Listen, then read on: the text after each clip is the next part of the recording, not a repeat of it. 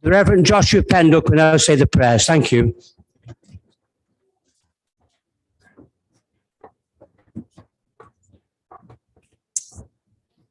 Good evening.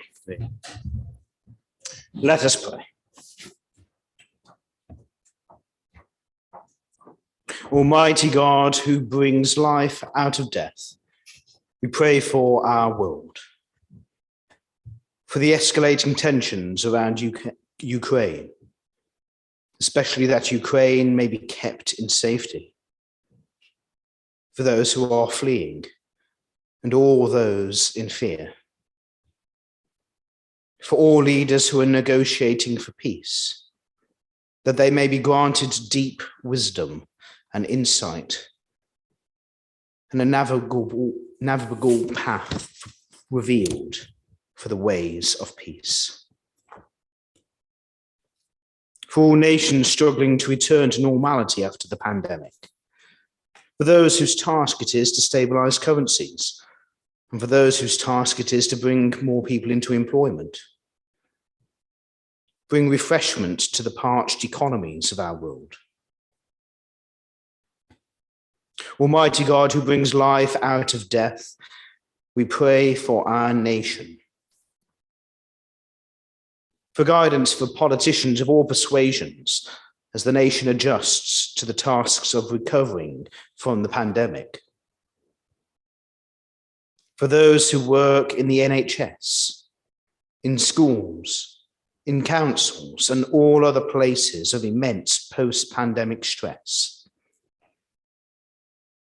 for those who are struggling to return to normality, and those who may be fearing for the future ahead.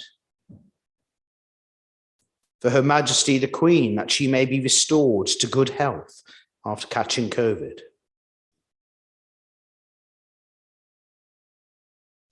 Almighty God, who brings life out of death, we pray for this ancient and loyal borough of Newcastle-under-Lyme, for prosperity to be restored to our local economy, for the ongoing discussions regarding Wally's Quarry, for those who have been impacted by the storms over the last week,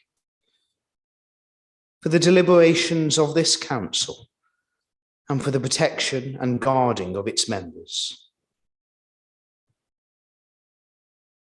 We ask, Lord, that you will bless this borough of Newcastle-under-Lyme, this county of Stafford, our sovereign lady, the Queen, and the whole nation.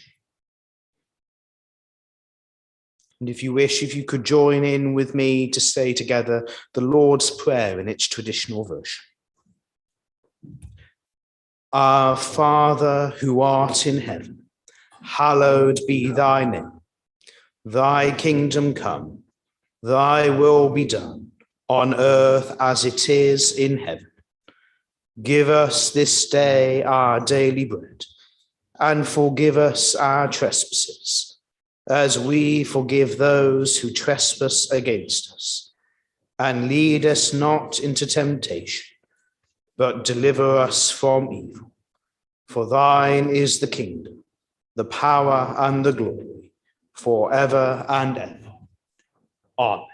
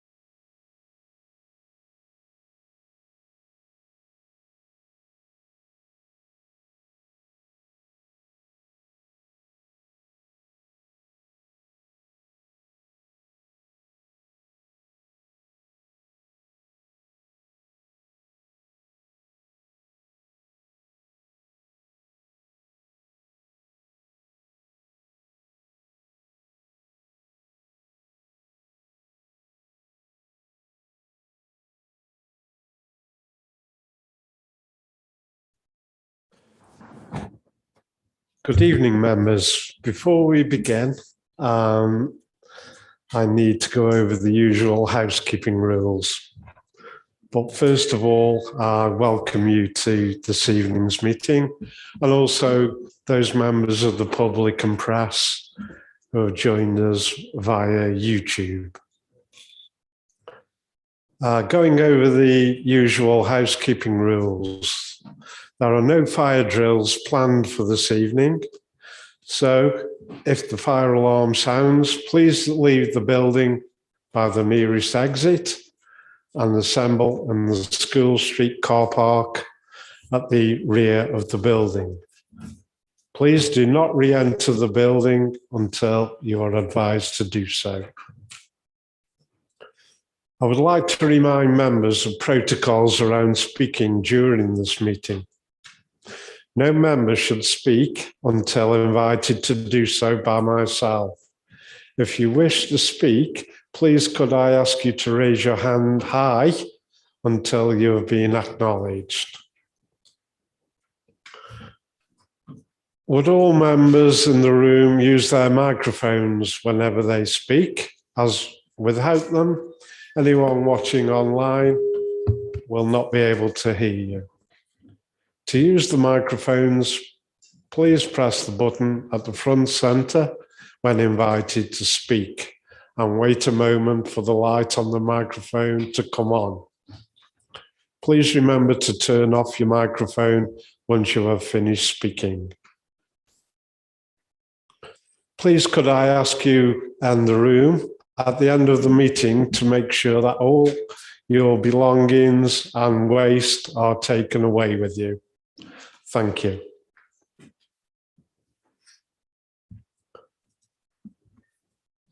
May I welcome Councillor Derek Hookfield, who was elected to the council last November.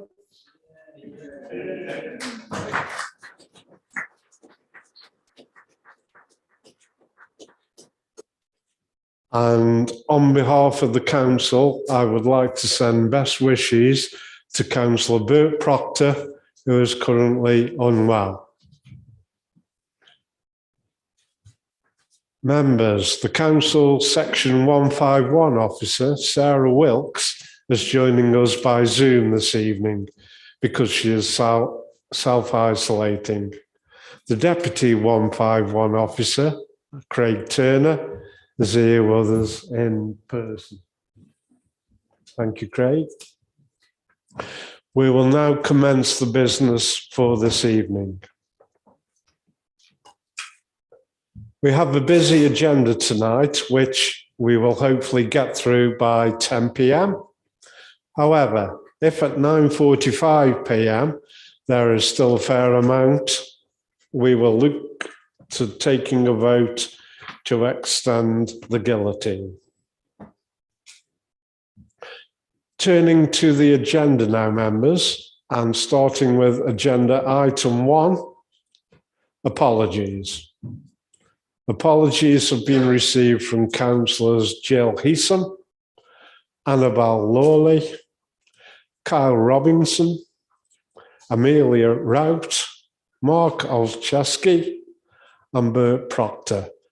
Are there any other apologies, please? No? Thank you. The next agenda item is item number 2, declarations of interest.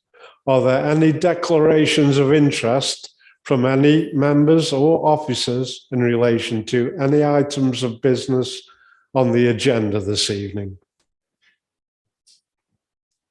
Nope, thank you. Agenda item 3, minutes of the last meeting. Agenda item 3 is to approve the minutes of the meeting held on the 17th of November 2021. And you will find those minutes on pages 5 to 11 of your agenda. Can these minutes be agreed, please? Agreed? Thank you. Agenda item 4, Mayor's announcements. I will be holding my charity ball this year on 25th of March, which is a Friday, at Keele Hall. Tickets are available from my secretary, Jeff Durham, and I do hope that you will be able to join me and support my chosen charities.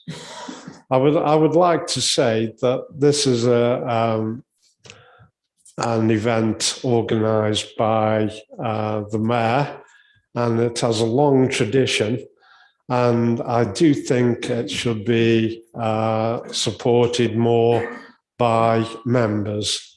So if you can take the opportunity to attend, I'm sure you'll have a most enjoyable evening.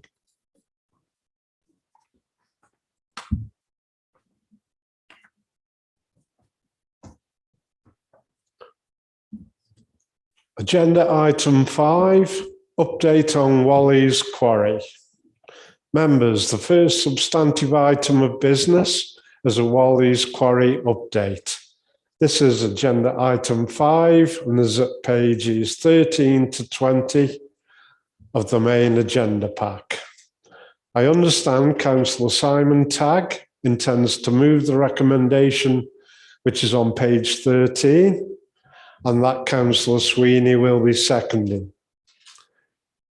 Councillor Simon Tagg, will you please now introduce the update on Wally's Quarry? And thank you, Mr. Mayor.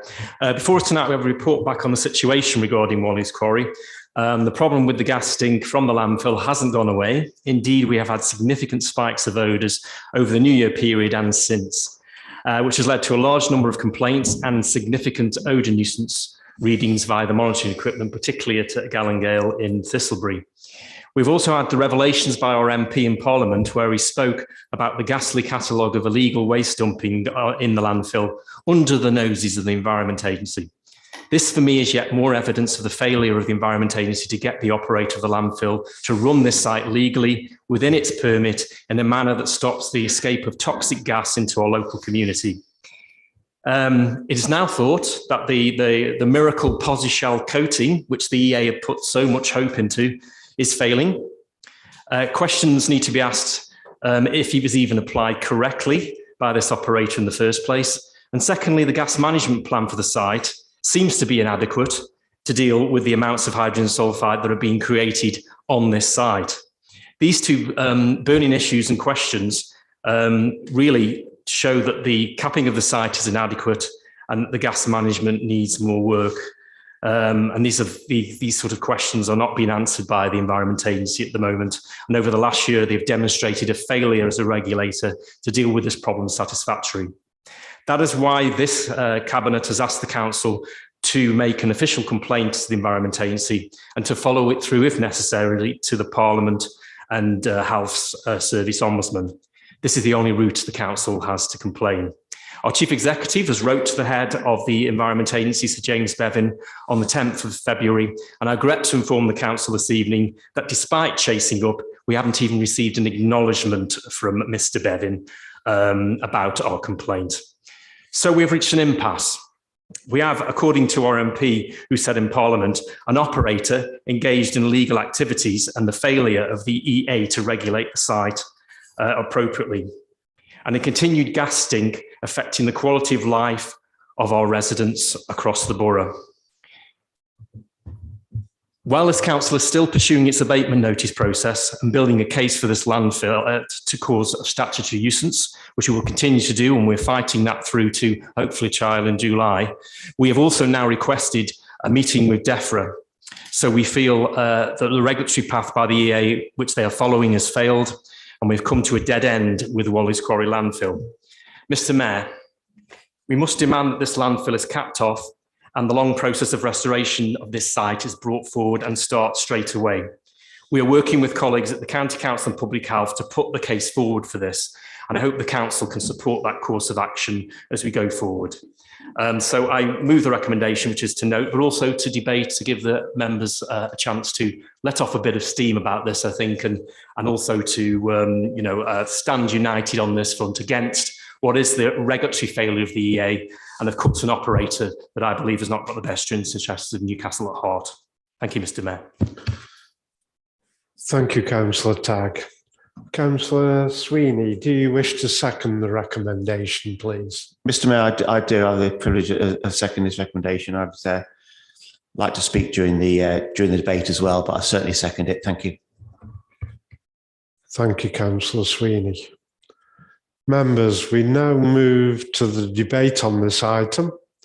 And could I ask you to indicate by raising a hand if you wish to speak?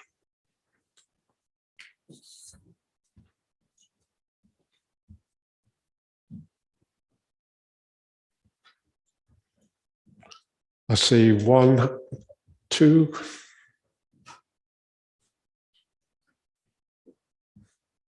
Three.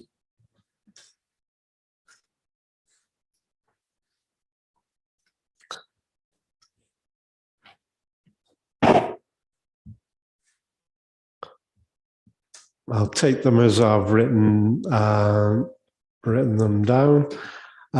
Stephen Sweeney, please. Yeah, thank you, Mr Mayor. I obviously agree with everything that Councillor Tagg says about this dreadful situation. It goes on and on and on and on. When I was reading through the agenda, first of all, I think as well, praise to the council for keeping this on the front of everything. On the cabinet agenda is always on council meetings, so it's always there. No one ever thinks we've forgotten about it. But on 4.6, we talk about the spike in Smells a couple of weeks ago in January for 2 weeks. Reading this, it suggests to me that the Environment Agency have found out what caused that spike. Can you just make sure that when they release that information, which apparently goes to appealers in 28 days, when that information is released, that the members get told about it, please? I think it'd be very interesting. Thank you. Thank you, Councillor Sweeney. Councillor Mike Stubbs, please. Thank you, Mr. Mayor. I mean, it's another question of clarity.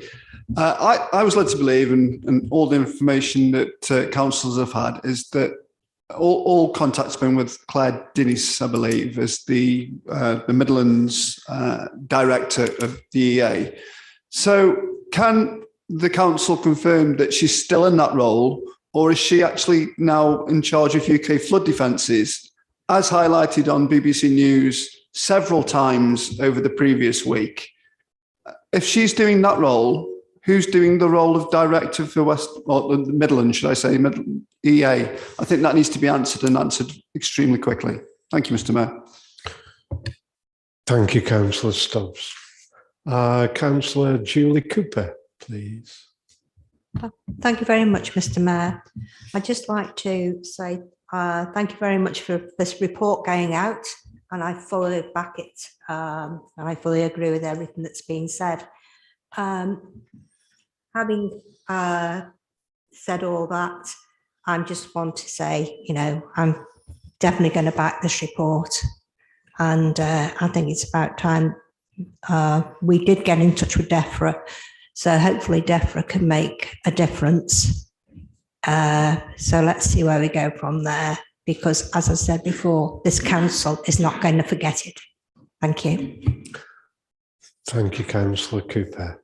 Councillor Andrew Fear, please. Thank you very much, Mr. Mayor. I think this is one of these issues where there is no party divide. We are all very fed up with what's going on. Like the leader, I have no confidence, I'm afraid, in the official regulator who's let the borough down very, very badly. The people of Newcastle pay these people's wages. They're getting no return for this at all. I just wonder if the leader or any of our officers can comment on stuff I've seen on social media in the last few days, which say that JCB have terminated their contracts with Red Industries because they're worried about what's going on there. And A, is that true? And B, if that is true, what do you think that says about the situation?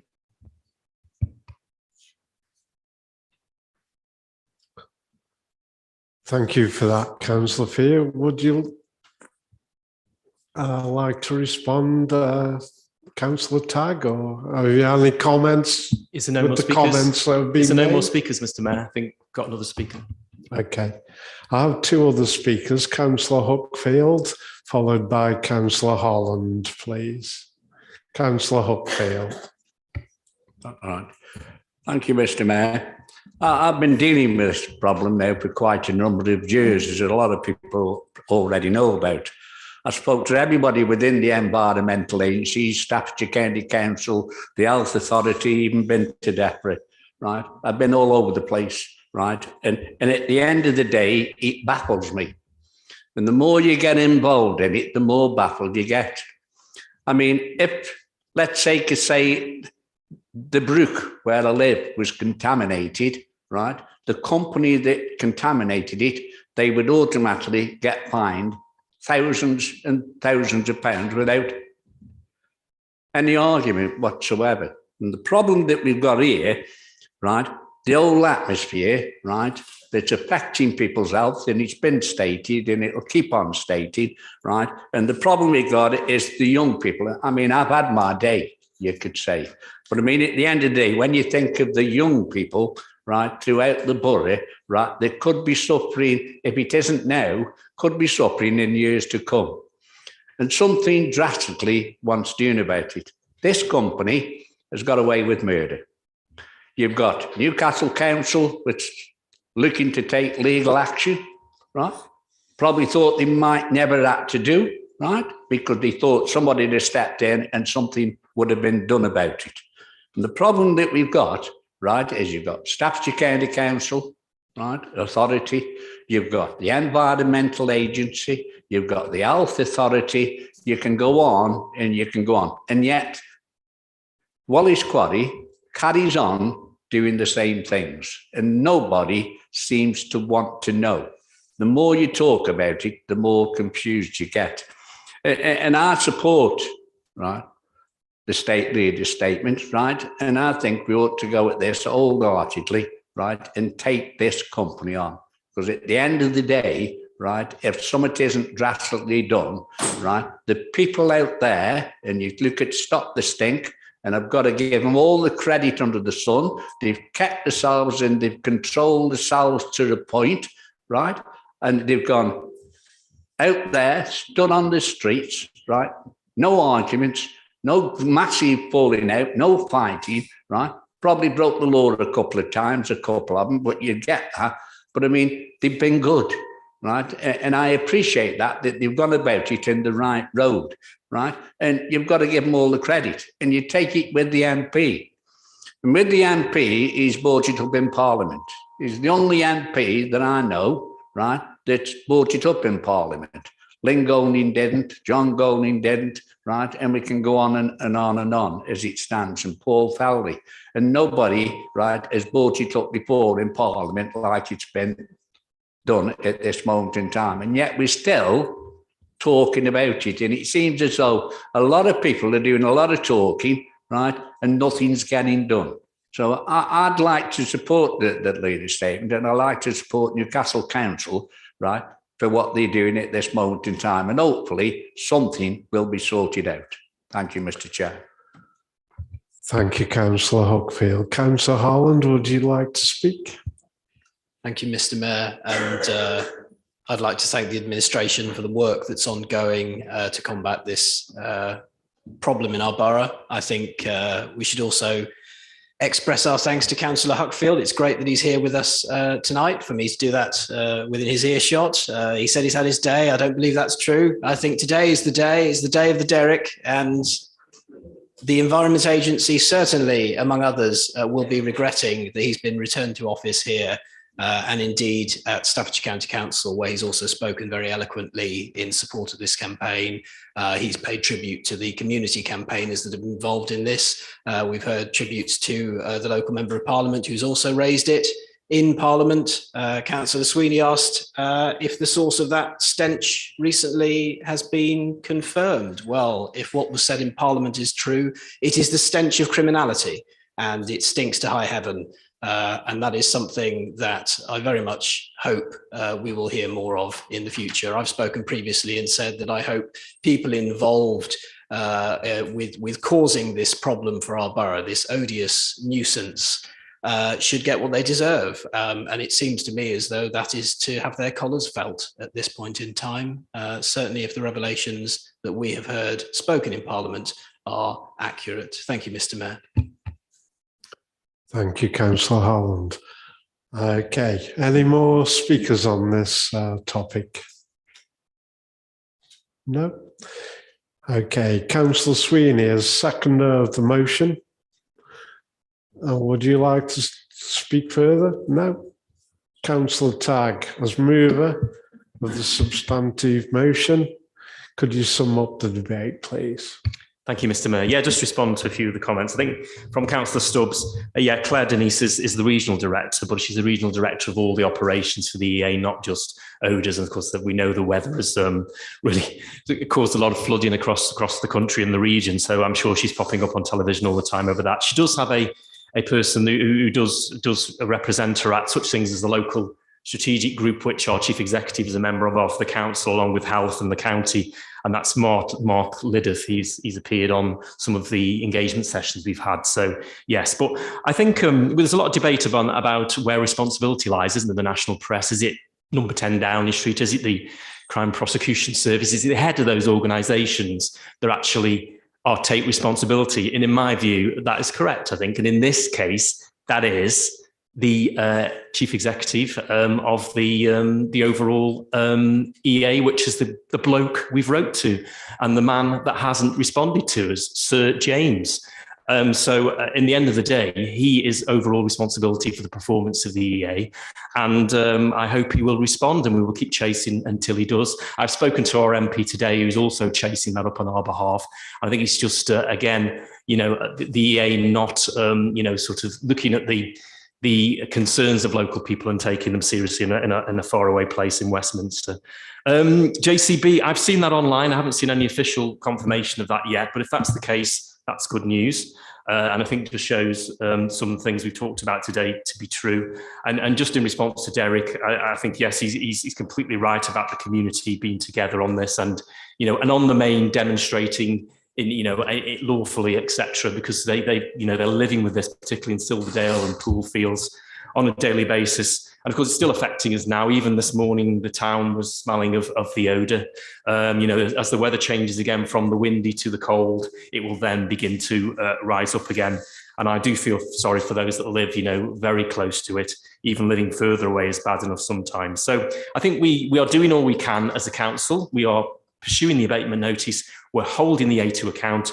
And we're looking to meet with DEFRA with our colleagues to bring something forward. But I'll say again, I think the only route, and we were talking about this a year ago, Councillor Jones was talking about it, Councillor Fox-Hewitt was talking about it, I was, others on my group here, is cap it off and move towards a restoration phase and end this nightmare for the people of Newcastle, and particularly those that live around you. Thank you, Mr. Mayor. Thank you, Councillor Tagg. Okay, I think we've heard a very interesting few comments. Put the motion now to and the proposal to the vote. So those in favour, please indicate. I think that's rather unanimous. So that is passed. Thank you, members.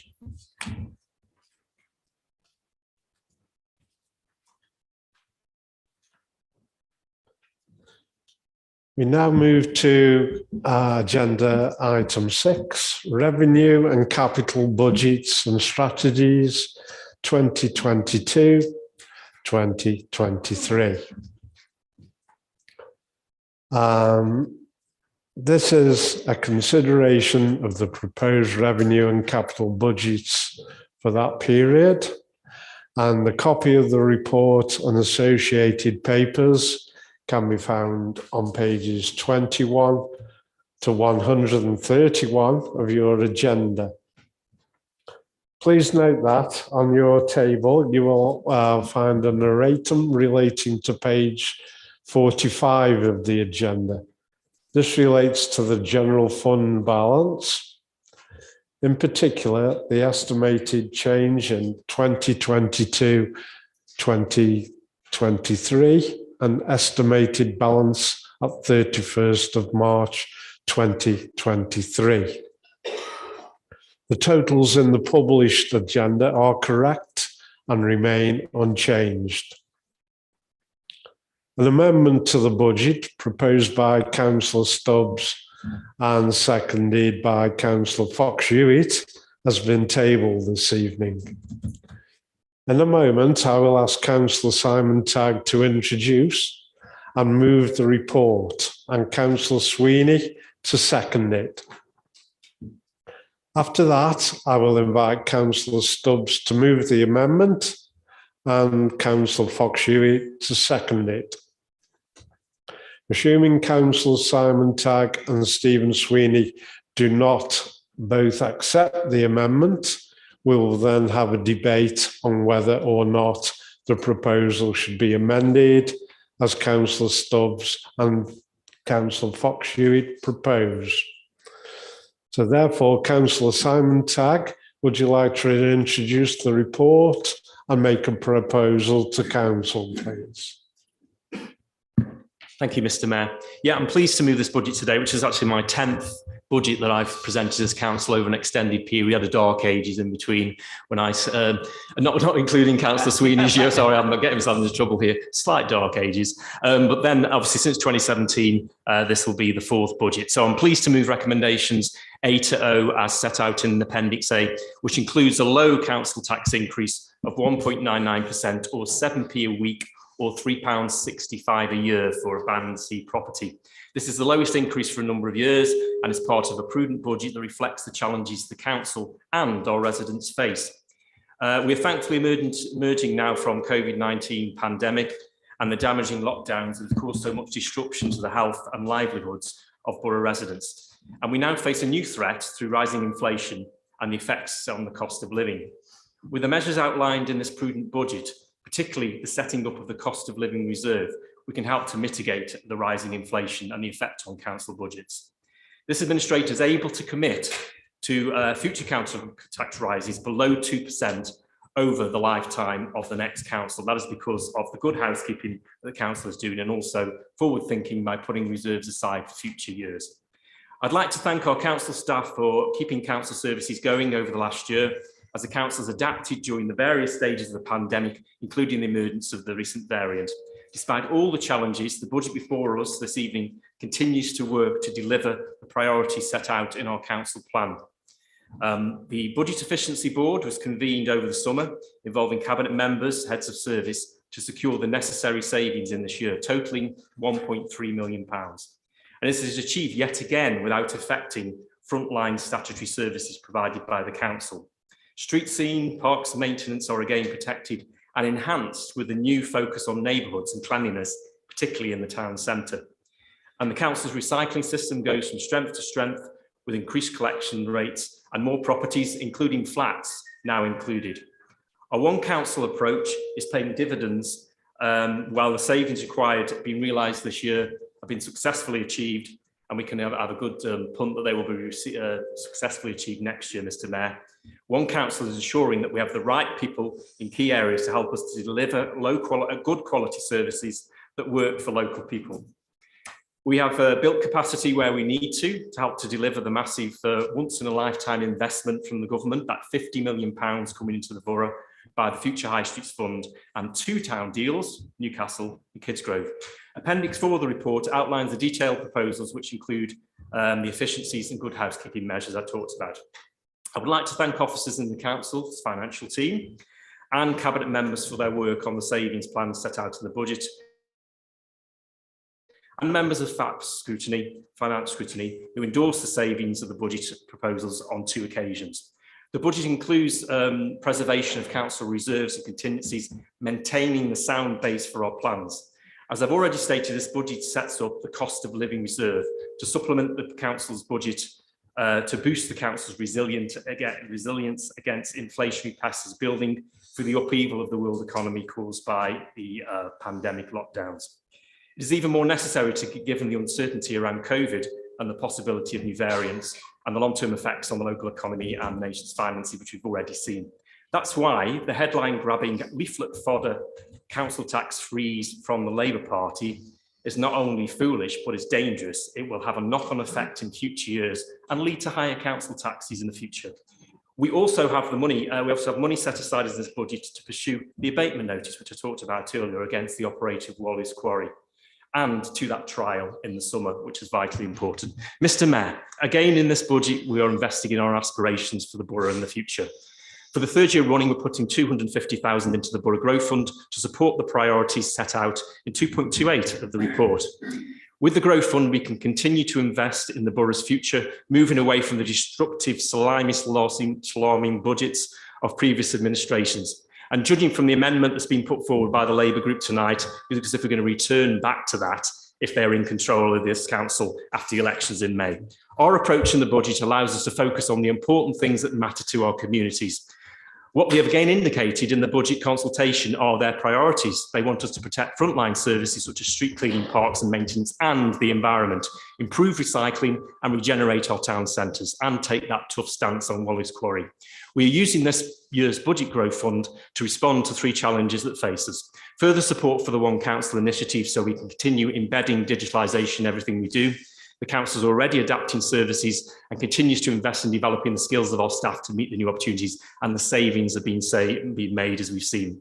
We're committing funds to continued recovery of our town centre, investing in street marshals that have had such a positive effect on the safety in our town centre, and supporting events and our successful historic market.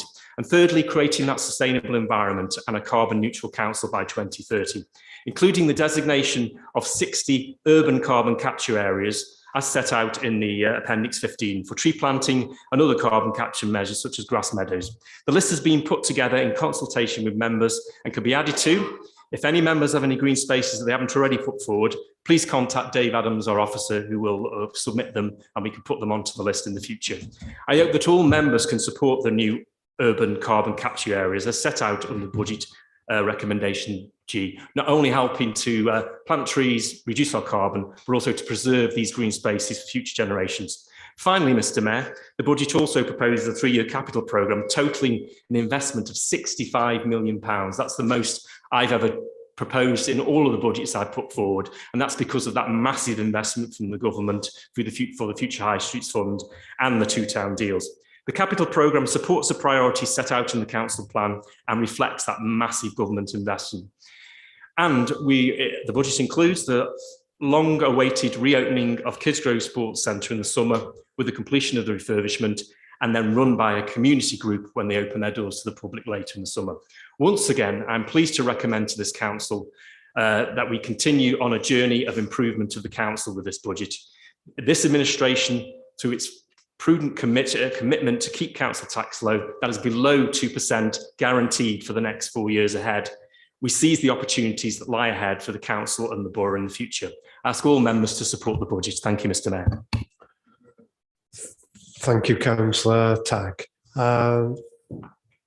Councillor Sweeney, would you like to second? I would love to, Mr. Mayor. If I can just do a bit of a talk first. This meeting is a culmination of the budget process which started before the 21-22 budget was set. The COVID-19 pandemic continues to present significant challenges to the council's financial position, primarily through lost income, although it is showing a marked improvement compared to the losses incurred during 2021. However, with government support and robust budget monitoring, it is forecast the council will achieve a balanced outturn for 21-22. Unring-fenced government funding of 1.006 million has been secured, including 331,000 of new Burners funding to offset the cost of administrating coronavirus business support grants and the test and trace payments in relation to 21-22, which has reduced the immediate pressures on additional spending on the council finances. A further £360,000 will also be paid in relation to the government's income compensation scheme. Now, people have asked me about this one before, and this is the 25% on the losses. It's last year, I think we got it in October, so it'll be a while to come, but we'll get the extra 360,000. 21-22, a 1.313 million budget gap was filled via a vigorous efficiency board process, including challenge sessions for each of the portfolio holders. Managers have agreed these as being both feasible and sustainable. The One Council programme was launched in February 21 in order to meet the changing needs of our residents by increasing our ability to provide flexible, efficient and customer-driven services. The savings from the programme are set to be staggered over the life of the 3-year programme. 196,000 has already been achieved, 601,000 is in this budget, and the following year it's another £126,000 to be saved. Staff-related efficiencies in this budget, £79,000, no redundancies. Council tax increase of 1.99%, which is less than last year, which is 10 pence a week or less for 94% of our households.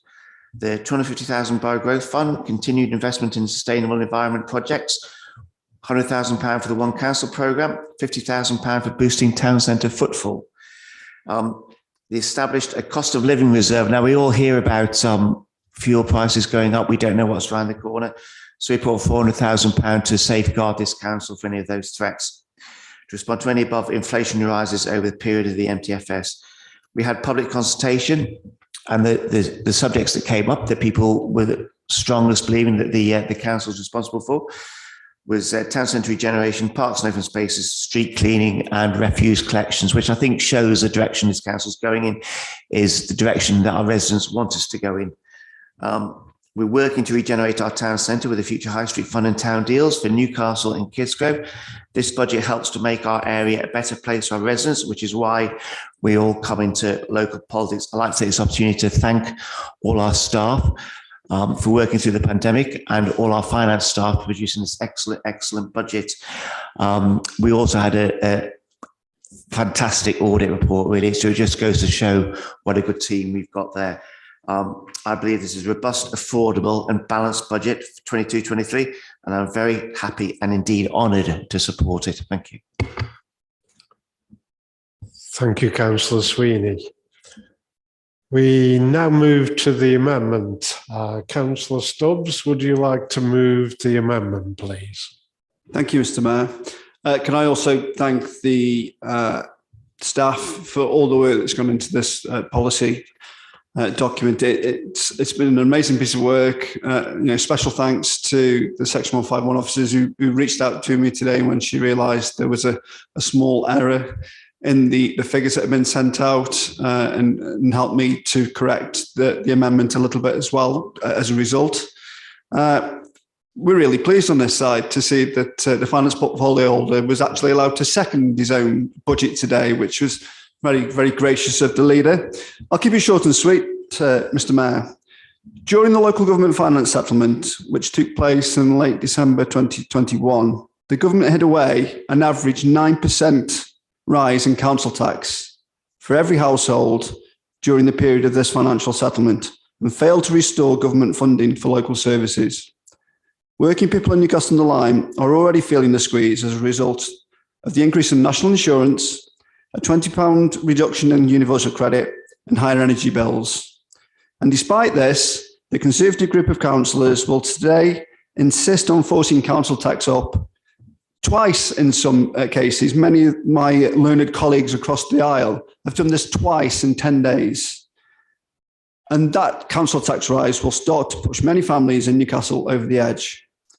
Since 2019, councils across the whole of the United Kingdom have had an increased average council tax bill of £220, a rise of 13% in the last 3 years.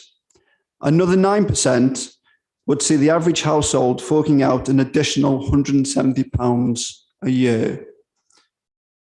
Mr. Mayor, people in Newcastle-under-Lyme have had enough of Conservative council tax rises. First, it was national insurance, then it's a stealth tax on entrepreneurs, and now it's a 9% average council tax increase across the county. On top of that, it's a 13% rise since Boris Johnson came into power. The government has clearly lost a grip on its finances, and working people in Newcastle are now paying the price.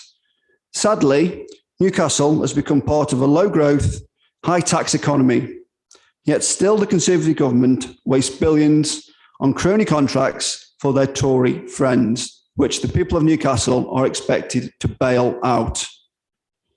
Councillor Sweeney, you cannot keep hitting the people of Newcastle-under-Lyme with bigger tax rises year on year. On behalf of our local residents, I urge you to think again and to reverse the planned council tax rises and the cuts that have been contained within this budget, and stop the squeeze on families across Newcastle-under-Lyme. Thank you, Mr. Mayor. Thank you, Councillor Stubbs. Councillor Fox-Hewitt, would you like to second the amendment? Thank you, Mr. Mayor. I am very keen to second this amendment to the budget. I feel it's hugely important to the families and residents across the borough. A 1.9% rise may not seem much to some, including those in this chamber. But when it's combined with a county council increase of 2.99%, a police precept increase of 4.19%, a national insurance rise of 1.25%, and average energy price increases of 54%, it is very clear what impact this will have on many people. The number of people homeless in England is predicted to jump by a third by 2024, and multiple councils have warned of a tidal wave of need caused by benefit freezes, soaring food and energy bills, and an end of COVID eviction bans. More than 66,000 people will be homeless by 2024, the bulk of the increase being among people forced to sofa surf, according to annual forecasts by the housing charity Crisis. If this council was facing a stark choice about cutting services or putting up council tax, I would be minded to listen hard to a debate about those choices. But it isn't. This budget has presented large sums being transferred or earmarked into reserves. Whilst it's always prudent to save and hold reserves, given the financial uncertainty, especially in the post-Brexit economy, I don't believe that we can justify increasing financial burdens on our residents, given the bleak cost of living crisis, just to put a little extra aside. This is about being compassionate and acting compassionately as a council. I second the amendment. Thank you. Thank you, Councillor Fox-Hewitt. I now call on Councillor Mark Holland to speak.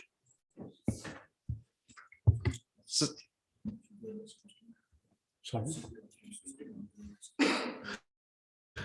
Does anyone else want to speak at this stage?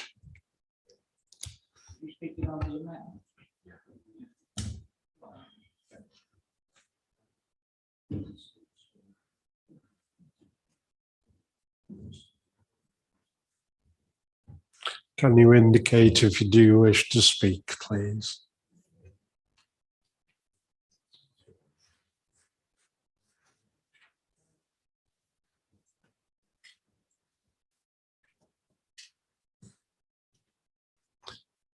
Thank you. I call Councillor Mark Holland first of all, please. Councillor Holland. Thank you, Mr. Mayor, and thanks to the proposers of this amendment that's in front of us. In past years, I've criticised the Labour group for coming empty-handed to the table, but mirabile dictu, it is an election year, and here is a tax giveaway.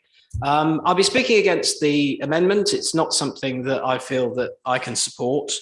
In making his opening remarks, Councillor Sweeney mentioned that the budget is the culmination of a longer than 12-month process that requires a huge amount of work from our officers and input indeed from members. Input that I feel was sadly lacking from Councillor Stubbs and Councillor Fox-Hewitt when this came to the committee that I chair, the Finance Scrutiny Committee, because we'd have been delighted to have a discussion about whether or not additional savings could be made, whether or not it would be possible to protect different areas of council spending, and whether or not it would be possible to support the people in this borough who need that financial help the most. Sadly, that was not a conversation it was possible to have, because as is disclosed this evening, the proposer of the amendment spoke to the Section 151 officer today, not yesterday, not 365 days ago, but today, informing this last minute back of a fag paper calculation. Fag packets tend to have on them these days a health warning, and I feel as though this amendment should also come with a health warning, because of course it's not a one-off £154,000 that they've got to find. The lifetime of the medium-term financial strategy is 5 years. So in fact, what the amendment is proposing is a dent of £770,000 over the lifetime of the MTFS. And the Labour Party have given us no information at all about how they plan to fund this one-off tax giveaway in future years. Are they storing up tax rises for the future? Perhaps they should disclose that. Are they intending to make cuts in the future? Where are they going to find the additional £616,000 necessary to fund this one-year tax giveaway in future years? What services will they cut? Where will the axe fall in a Labour-run Newcastle? Well, let me say, I very much hope that there won't be a Labour administration in Newcastle anytime soon. This proposal does nothing to support the people in our society who need it most. As a one-off tax freeze, it will benefit rich men in big houses. Rich men, dare I say, like the proposer and seconder of the amendment, proportionally more than it will help those who need it most in our borough. I am dismayed at the amendment, Mr. Mayor, and I will be voting against it. Thank you, Councillor Holland. Councillor Sweeney. Yeah, thank you, Mr. Mayor. Yeah, every waking moment of my life, I wake up in the morning and I thank the good Lord for not being a socialist. And when I hear what I've just heard from the Labour benches, I am I'm staggered. I was writing points down as I went along, but I ran out of room. First of all, it's our budget. It's not the government's budget. It's our budget. So why don't we talk about Newcastle rather than the government and national insurance and things that we can't control?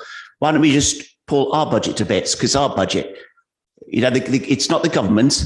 It's not the county council. It's Newcastle Borough Council. So I think perhaps we should talk about Newcastle Borough Council's budget. But you can't criticise it because you know as well as I do, it's an excellent budget. You say we're taking the government have taken money out of Newcastle or taken out of our funds, and then you're going to say, well, you're going to take it out as well. I don't quite follow the logic in that. You say, I think Councillor Fox-Hewitt said something about it. It's prudent to keep reserves. Yes, it is. You then say you're going to get rid of them. Square that circle for me. I'm confused. You say higher rise in council tax. It's not. It's less. A minor point. You also talk about cuts. Well, I don't see the services in this borough council deteriorating over the last 12 months with these supposed cuts. I think, as the leader said, we've maintained all the services as they are. If one goes through the mathematics of things, like Councillor said, we're actually talking about £770,000 over the MTFS, which is 5 years. The first year, you take £154,000 out of the budget, leaving sort of £80,000 out of that reserve. What are you going to do next year? Where's that money? Are you going to take it out of the budget to get out of the reserve again? Or are you going to cut services? Are you going to say sack 3 staff or something like that? Is that how you're going to make the books balance? I don't know. I'll be interested to find out. There are a number of financial uncertainties facing the council over the next 12 months, including central government funding reviews, business rates retention, fair funding reviews, that sort of thing. There's pressures around inflationary increases and global issues. Therefore, we need to maintain our reserves. We're a prudent council. We think of the future. We had a 1-year settlement again this year instead of the planned 3 years, which make it more difficult to plan. Again, another reason to maintain reserves rather than use them to fund income streams. The council tax increase of 1.99%, is less than the current inflation rate of 5.5%. Central government are providing council tax energy rebate to our residents, £150 council tax rebate for property bands A to D. There's also assistance for the lower income earners in property bands E to H. This stunt, if you like, that Labour, I mean, we'll know it's about its elections in May. So, hey, front of the leaflets. It's reckless. It's not prudence. It's leaflet fodder, which is exactly what it is. And I think it shows the people of the borough just what bad financial management they can expect if they vote for the Socialist Party to run this council again. Thank you, Mr. Mayor. Thank you, Councillor Sweeney. Councillor Andrew Fear, please. Thank you very much, Mr. Mayor. It's interesting that everybody in this debate so far who's spoken is on this side. Maybe this amendment took the Labour group as much by surprise as it did me. As has already been pointed out, one of the things that this council has done is instituted a medium-term financial strategy so that we don't try and jolt from one moment to another, but we actually have a vision for the future. What we don't see tonight is a vision for the future. We see a one-off gesture, and as my colleague, Councillor Holland, has alluded to, isn't it a surprise it's an election year? We didn't hear any of this in the scrutiny process where everyone is invited to put forward alternatives to debate so that we can actually have that vision for the future. Here, we don't have that vision for the future at all. We have a one-off gesture. As has already been said, this is an imprudent gesture because, in fact, where is that going to fit into the long-term future of this borough? The only thing it will hopefully fit into, I think, by the proposers think, is the increase in the size of the Labour group. Then they will have a mess in front of them, and it will be very interesting, as has been said, to see what proposals there are for that future, to see how we can get out of that mess. We had lots of apocalypse from Councillor Fox-Hewitt, our fires blazing in the future and such like. But it was also very interesting, wasn't it, that when we get to the council tax, there was an error of fact. What is being proposed this year is, in fact, not higher, but lower than was proposed last year. Moreover, as can be seen, because of that thought about the future. The proposal is to hold that low level for a number of years. Now, sadly, we are in a time where inflation seems to be rising. Once again, this is less than half the current rate of inflation. The proposal is to retain it at that level. That is a serious vision of the future for the worst off in this borough, because we all know inflation is a grotesquely recessive thing. We have to buy food. The food will go up in price tragically, and that means there's less spending on other things. So what we have here is, in my opinion, simply, as has been said, a piece of electoral chicanery. It sort of looks good. It's a little bit like one of those second-hand cars where you can't see the rust underneath the new paint job. And that's really where we are. Councillor Holland said mirabile dictu. I would suggest perhaps mala tempora current, we're in bad times, sed peora parantor, but they're planning for worse ones. And that's precisely what this amendment would do. I urge everyone to vote against something which, frankly, is just irresponsible. Thank you, Councillor Fear. Councillor Julie Cooper, please.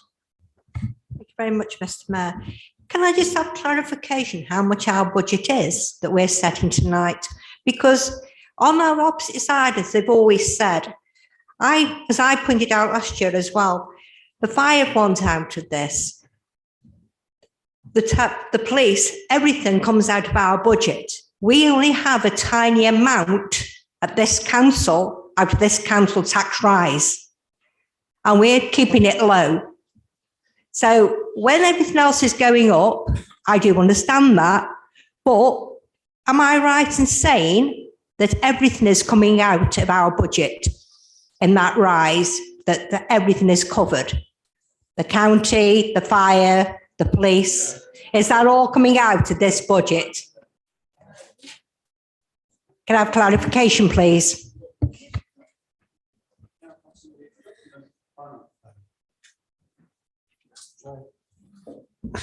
Yeah, this is working. Yeah, the budget that's before you tonight is to set the budget for Newcastle-under-Lyme Borough Council. When the council tax bills go out, they will include the council tax that's required for those other organisations, but council isn't being asked to set those tonight.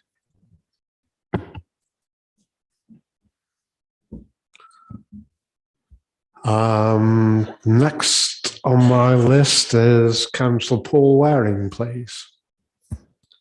Thank you, Mr. Mayor. Whilst it's always preferable to avoid rises, sometimes this is absolutely necessary to maintain our services. So whilst regrettable, there's nothing we can do about it. But what I always find interesting to hear is Councillor Stubbs criticising the administration about rises, because it's only a few years ago that Councillor Stubbs and his group actually implemented an 87% rise at Kidsgrove Town Council. And, you know, I'll say that again, just in case anybody misheard it, 87%. So when Councillor Stubbs brags about Kidsgrove Town Council freezing its precept, he never mentions the hundreds of thousands of pounds that are sitting in the bank account, which enables them to actually do that. And I just think that it's just a little bit hypocritical for him to start criticising this administration for 1.99% when he was in charge of 87% increase. Thank you. Thank you, Councillor Waring. Councillor Huckfield, please. Can I just say, Mr. Mayor, I didn't expect to speak on something like this tonight, right? It's very confusing at times when they bring it at the last minute and it doesn't give you the full time to look through it, right? Because I've only received it tonight, right? And this amendment, right, it reminds me of when I was the leader of UKIP, right? When I was the leader of UKIP, I put this forward, right, about increase in council tax, and you would remember that, Mr. Chairman, right? Because you were sitting there with me. And at the end, and they can laugh over there, because over there is what Labour was saying at the time. Take the notice of him. He talks stupid. can I reverse that over and say the same thing to them? And I'd say to all these here, take the notice of them because they're talking stupid. And when you start talking and try put the lot together with Staffordshire County Council, Newcastle Borough Council, can I ask first of all, don't they care about the elderly? Don't they care about the infirmed? Because Staffordshire County Councils was based really on all the infirmed and the elderly and everything else. So don't the Labour Party, right, care about them? Now, as it's been stated, we're not talking about Staffordshire County Council. They bought that in to try to mislead the people in here, same as Julie got misled by it, right? And what I can say is I'm completely opposed, right, to the amendments, because what happens, I look at it, it's like double yellow lines. If you put double yellow lines down, right, as all what you're doing is moving it from one place to another. And as what they're trying to do is move this from one place to another. And the only way, right, they can justify it, right, is get rid of all the land that belongs to the council. All them green spaces that they keep fighting about, because they'd have to sell it to cover the cost, because the cost would be based over a number of years, and all the revenue that would be lost over a number of years. And I don't think that they've really gone into the proposal, what they put forward, Mr. Mayor, right? And I think they ought to re-look at that, right? And re-look at the situation and the times that we now live in, right? Times are different than what they used to be, right? And we've got to take in consideration of all those things. You've got to take in consideration of the council and what the council do. And as you know, and we all know, right, no matter what happens, the price of everything keeps going up and up and up. And if you don't keep something in them reserves, right, you could be in dire straits. I'll leave it at that because you could go on forever and a day. If somebody else wants to speak, let them. But 9 out of 10, they'll have a go back at me. Thank you, Councillor Hockfield. Councillor Jones, please. Thank you, Mr. Mayor. I will be supporting the amendment tonight. That probably comes as no surprise. I didn't feel that I had any need to enter any comments on the debate, but I have listened to the contributions.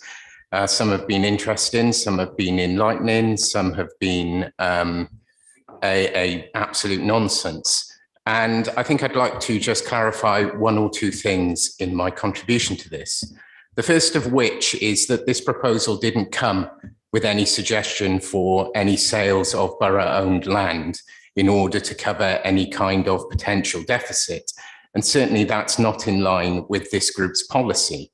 I find it interesting that the contributor, the councillor who contributed that, who has identified formally as the leader of the UKIP group within this council, and also formerly leader of one of the independent groups within this council, was quite happy to, when he was in that position, on the management group for borough assets, propose the sale of a number of green sites within this borough, including Keele Golf Course, which we all know has been identified by this administration as a long-term cash cow that I presume is a long-term aim to meet any potential budget deficits down the line for this council. But just to be prudent, I think it's very important that we clarify that this group has no intention to sell borough-owned green spaces to make deficits or to cover deficits of budgets. And I would like to make sure that those comments are on record, Mr. Mayor. Thank you, Councillor Jones. Anyone else wishing to speak? No one? Okay.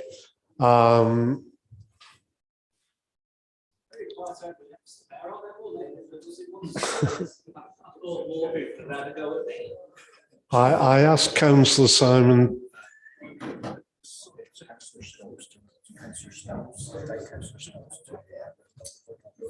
Okay, yeah. Apologies there. Councillor Stubbs, would you like to sum up the amendment, please? Thank you, Mr. Mayor. Can I just clarify, it's just me to speak, or will Councillor Fox-Hewitt be allowed to speak first? I really don't know, actually, either way. Yes. He wants to speak now. Can he do? Yeah. Okay. So I'll go to.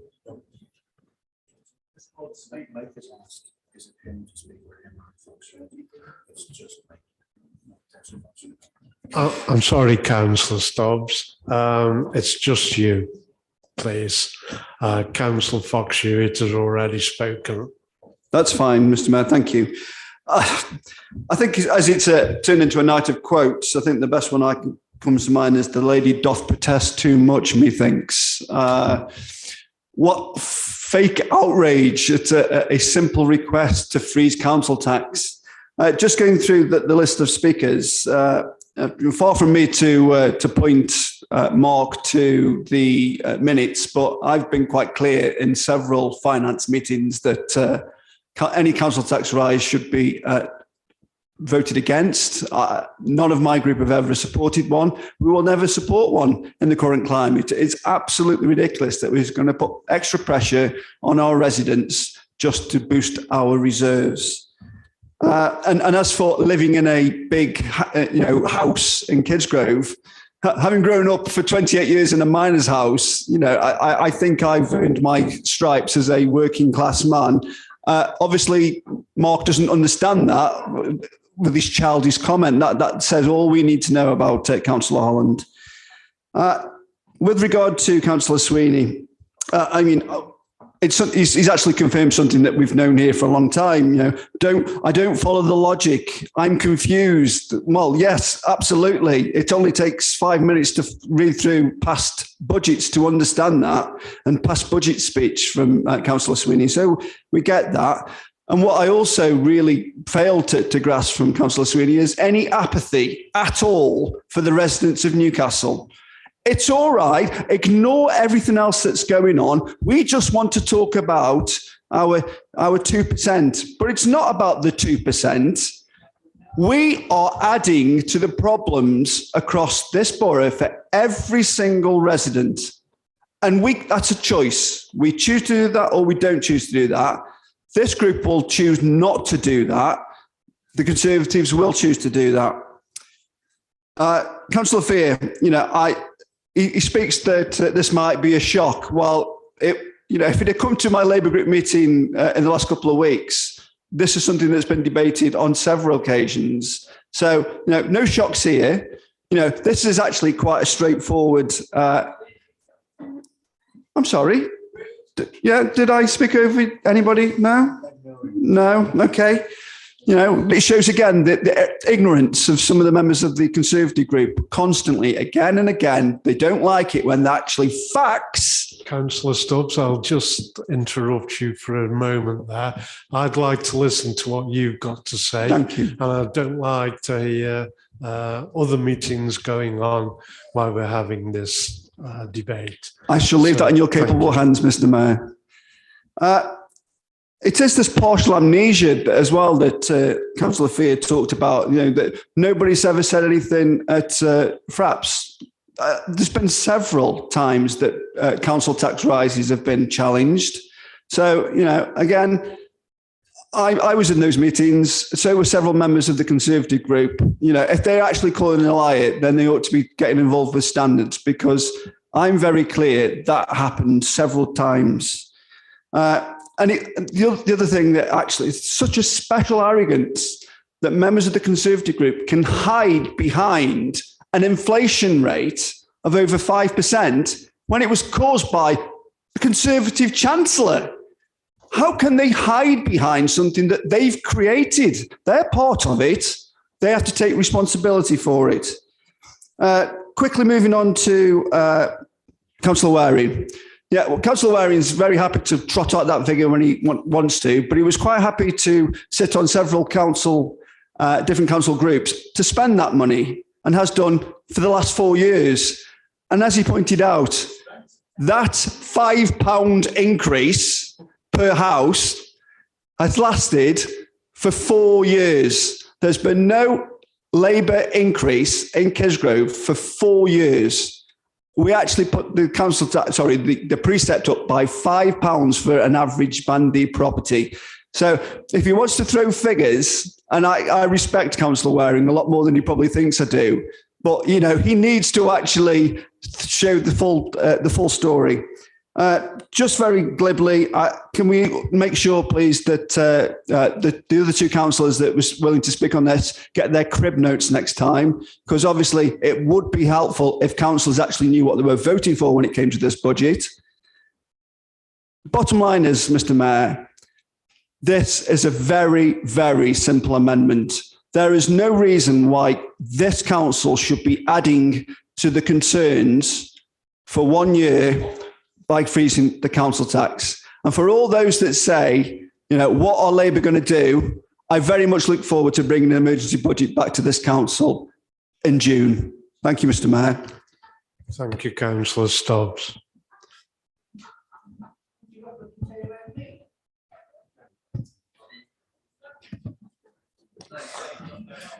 Can I come now to Councillor Simon Tagg and ask, do you consent to the amendment, Councillor Tagg? I certainly don't, Mr. Mayor. I'd like to speak on the amendment as well. I think, blimey, look at this is interesting, isn't it? I mean, Councillor Stubb talks about amnesia, but he's forgotten that under the last Labour government, council tax rose, doubled under that period. And I can remember talking about county council, which of course Councillor Sweeney's quite right, we shouldn't be doing that. This confuses people. This is about the borough. But as soon as Councillor Stubb has brought it up, a 12% increase at the county council back in the noughties, swinging increases. And don't forget that this council, when it was run by Labour, it wasn't getting a 0% bung from not Gordon Brown, what was his name? George Osborne, forgot his name already, when he was subsidising 0%, was putting council tax in this council up by 5% every year when inflation was down at 2%. So I'm not taking any lectures on that. And of course, Councillor Waring does bring up, the absolute pearl there, doesn't he, with the 88% increase at Kidsgrove. Now, of course, if we brought an 88% increase here at Newcastle, I don't think I could do 10 more budgets and we need to raise it at all, because that's sort of the big figure. So we can't then claim, oh, we froze it since then because we've done 88% in one go. So I think, a bit of a joke, really, this amendment is really. And I think when you look at it, as has been said, for this headline-grabbing freezing for the election leaflets, we then are left caught short in the future, and bigger rises will have to come. Sorry, Steve. Bigger rises will have to come. The squeeze will come if this was accepted today, and that will come after the election. And of course, that's the wrong thing to do. We should be open and upfront for the plans we brought forward, which is a commitment to below 2% for 4 years. And then Councillor Fox-Hewitt says about the reserves and glibly said, well, reserves are there, but we should use them when we need to use them. We do use them when we need to use them. Who would have said 18 months ago that we're going to have to go into our reserves for £1 million to pay for the Wally's Quarry, the fight for our residents in Wally's Quarry? If we give it all away in glib one-off council tax freezes, which then have to be paid for by the people of Newcastle for the following years, we don't have those reserves when we need them. Thank goodness we had that £1 million to put aside for that. I think that's really, really important. When I saw that an amendment was coming in, Mr. Mayor, I thought, oh, this must be Labour's local plan amendment where they were going to put some more money or find money for somewhere, cut elsewhere for their commitment, which was given to the chief executive, put online, that they're going to rerun the consultation for the local plan. That scaremongering misinformation letter that was sent in by Councillor Stubbs, which I'm really pleased to see the chief executive batted the complaint away, because that would cost, let's have a look, room hire, £6,000, use of the software, £10,000–15,000, staff time to go out to all those events. It goes on and on and on. There's a massive hole in this budget post, May, if Labour get in, because they want to rerun a consultation that was sound, that got us in the right direction and moves us forward on our local plan to protect green space. So I think that's what I was expecting, and we've heard nothing about that tonight, Mr. Mayor. So we have a prudent budget before us, and I'm afraid this amendment does not make it a prudent budget, and I cannot support it. As Councillor Mark Holland said, it stores up £616,000 worth of deficits really going forward on the back of using this 154,000 for this purpose. That is in the budget. It's in a budget fund that is there to take care of issues if COVID flares up again, and all sorts of things. We've used that in the past to bail the council out during the periods of times when income has dropped, and even the Labour administration did that between 12 and 17. To come in now and to use that cash for a one-off that will store up issues for later is just not right. So I will not be supporting this, and neither will the Conservative group. Move to the vote, Mr. Mayor. Thank you very much, Councillor Tagg. Members, as there is no consent to amend the original motion, we must now debate and then vote on whether or not to amend the original motion. Can I ask you indicate, please, by raising your hand if you wish to speak. At this stage, it will be just on whether or not the original motion should be amended. Point of order, Mr. Mayor. Does this not have to be a named vote for the purposes of the Constitution? No? Okay, so we're going to vote on the amendment.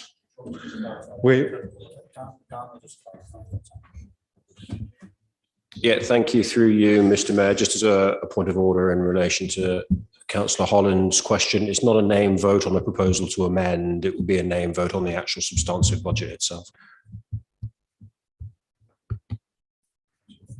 Councillor Fear. Mr. Mayor, if I may, my understanding is we've had a debate about the amendment. Should we now not just simply proceed to a vote upon the amendment? Yes.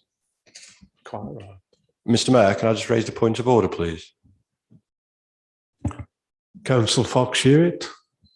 Thank you. I just want to correct the record that something was asserted.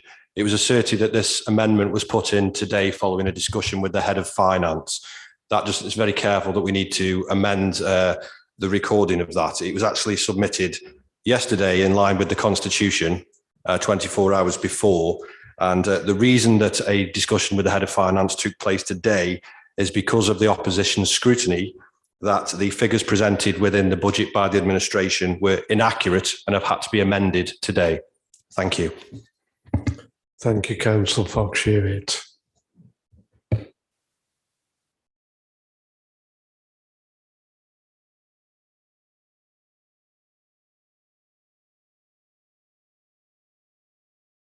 We take a vote. All those in favour of the amendment, please. If you could raise your hands so we can see them.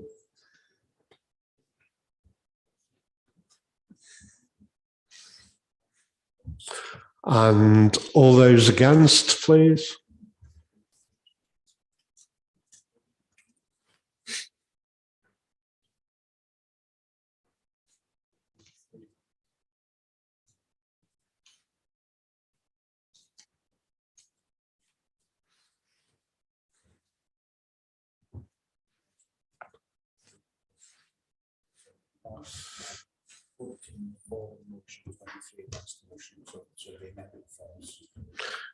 The result of that vote is 14 in favour of the amendment and 23 against.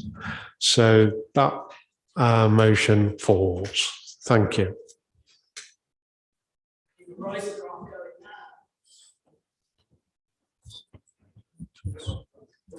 Where are we now?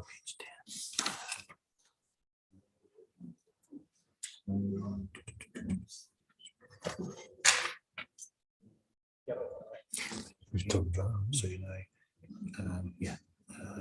Do any members wish to speak on the original motion? Okay. Okay. Do any members wish to speak on the original motion, please? If you could indicate by raising your hand.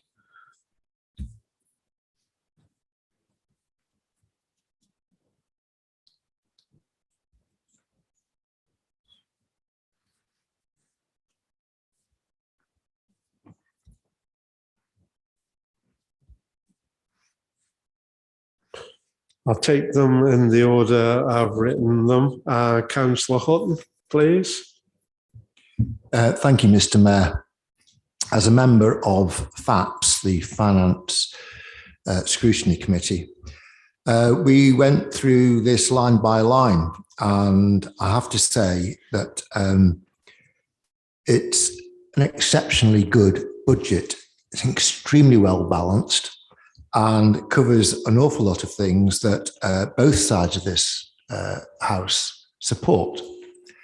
And all I can say is that when you get such a well-balanced budget that's so positive for the borough, it's very, very difficult to argue against it. So I would urge everybody to get behind this budget and say, yes, as a whole, this is a good budget for Newcastle, and we're going to support it. Thank you, Mr. Mayor. Thank you, Councillor Hutton. Councillor Stubbs, please. Oh, I do love the grounds, Mr. Mayor, when I'm asked to speak. Thank you. I'll go back to where I was before, Mr. Mayor. Yeah. This council, for some reason, thinks that it operates in a bubble, and it really doesn't, Mr. Mayor. New figures released today have revealed that families in Staffordshire are facing a fresh hike to the latest Tory tax raise. Under the Conservative plans, national insurance will rise in April, and that will affect the average worker to the tune of £242 a year in national insurance contributions alone. That will be part of a 70-year high tax level, and comes at a time when energy bills are set to rise by almost £700 and inflation is at a 30-year high. Families across Staffordshire are facing a genuine cost of living crisis. Yet incredibly, tonight, instead of helping people in Newcastle, the Conservative group are trying to make things worse by raising taxes, especially council tax, at the worst possible time.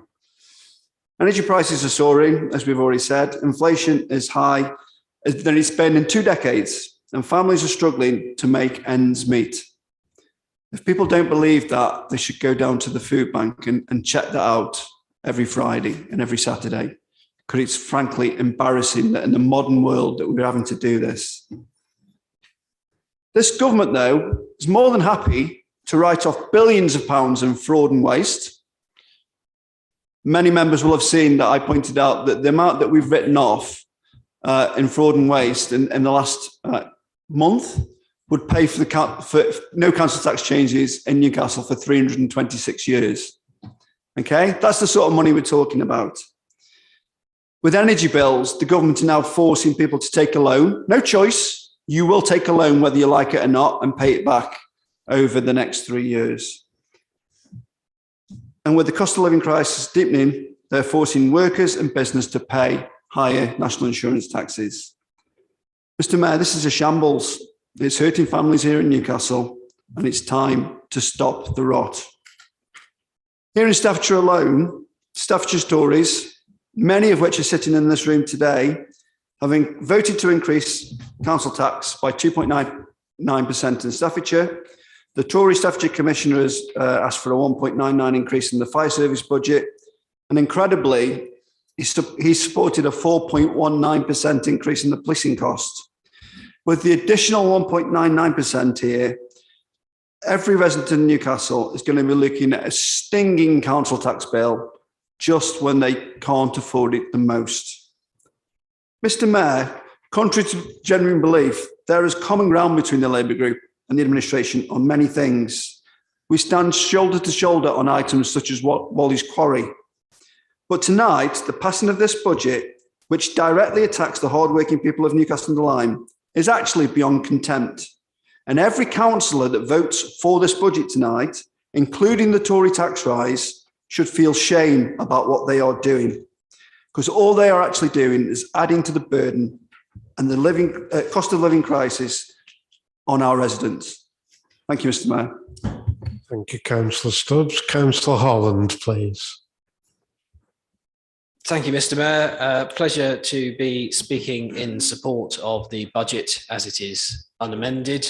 I think my challenge, I suppose, to Councillor Stubbs, and I'm grateful to him for giving us his stump speech, which I suppose will be rolling out over the coming weeks in advance of the election. My challenge to him and to members of the Labour group is, will you vote for this?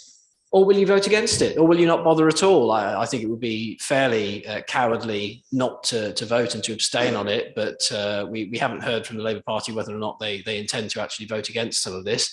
But if they fail to vote in favour of it, if they don't support this budget, then they are not supporting a piece of work that has taken our officers over a year to put together. That work, which I believe has been unchallenged. I don't suppose any member of the opposition would wish to stand up and say that those officers were wasting their time or that they have done stupid or wrong things.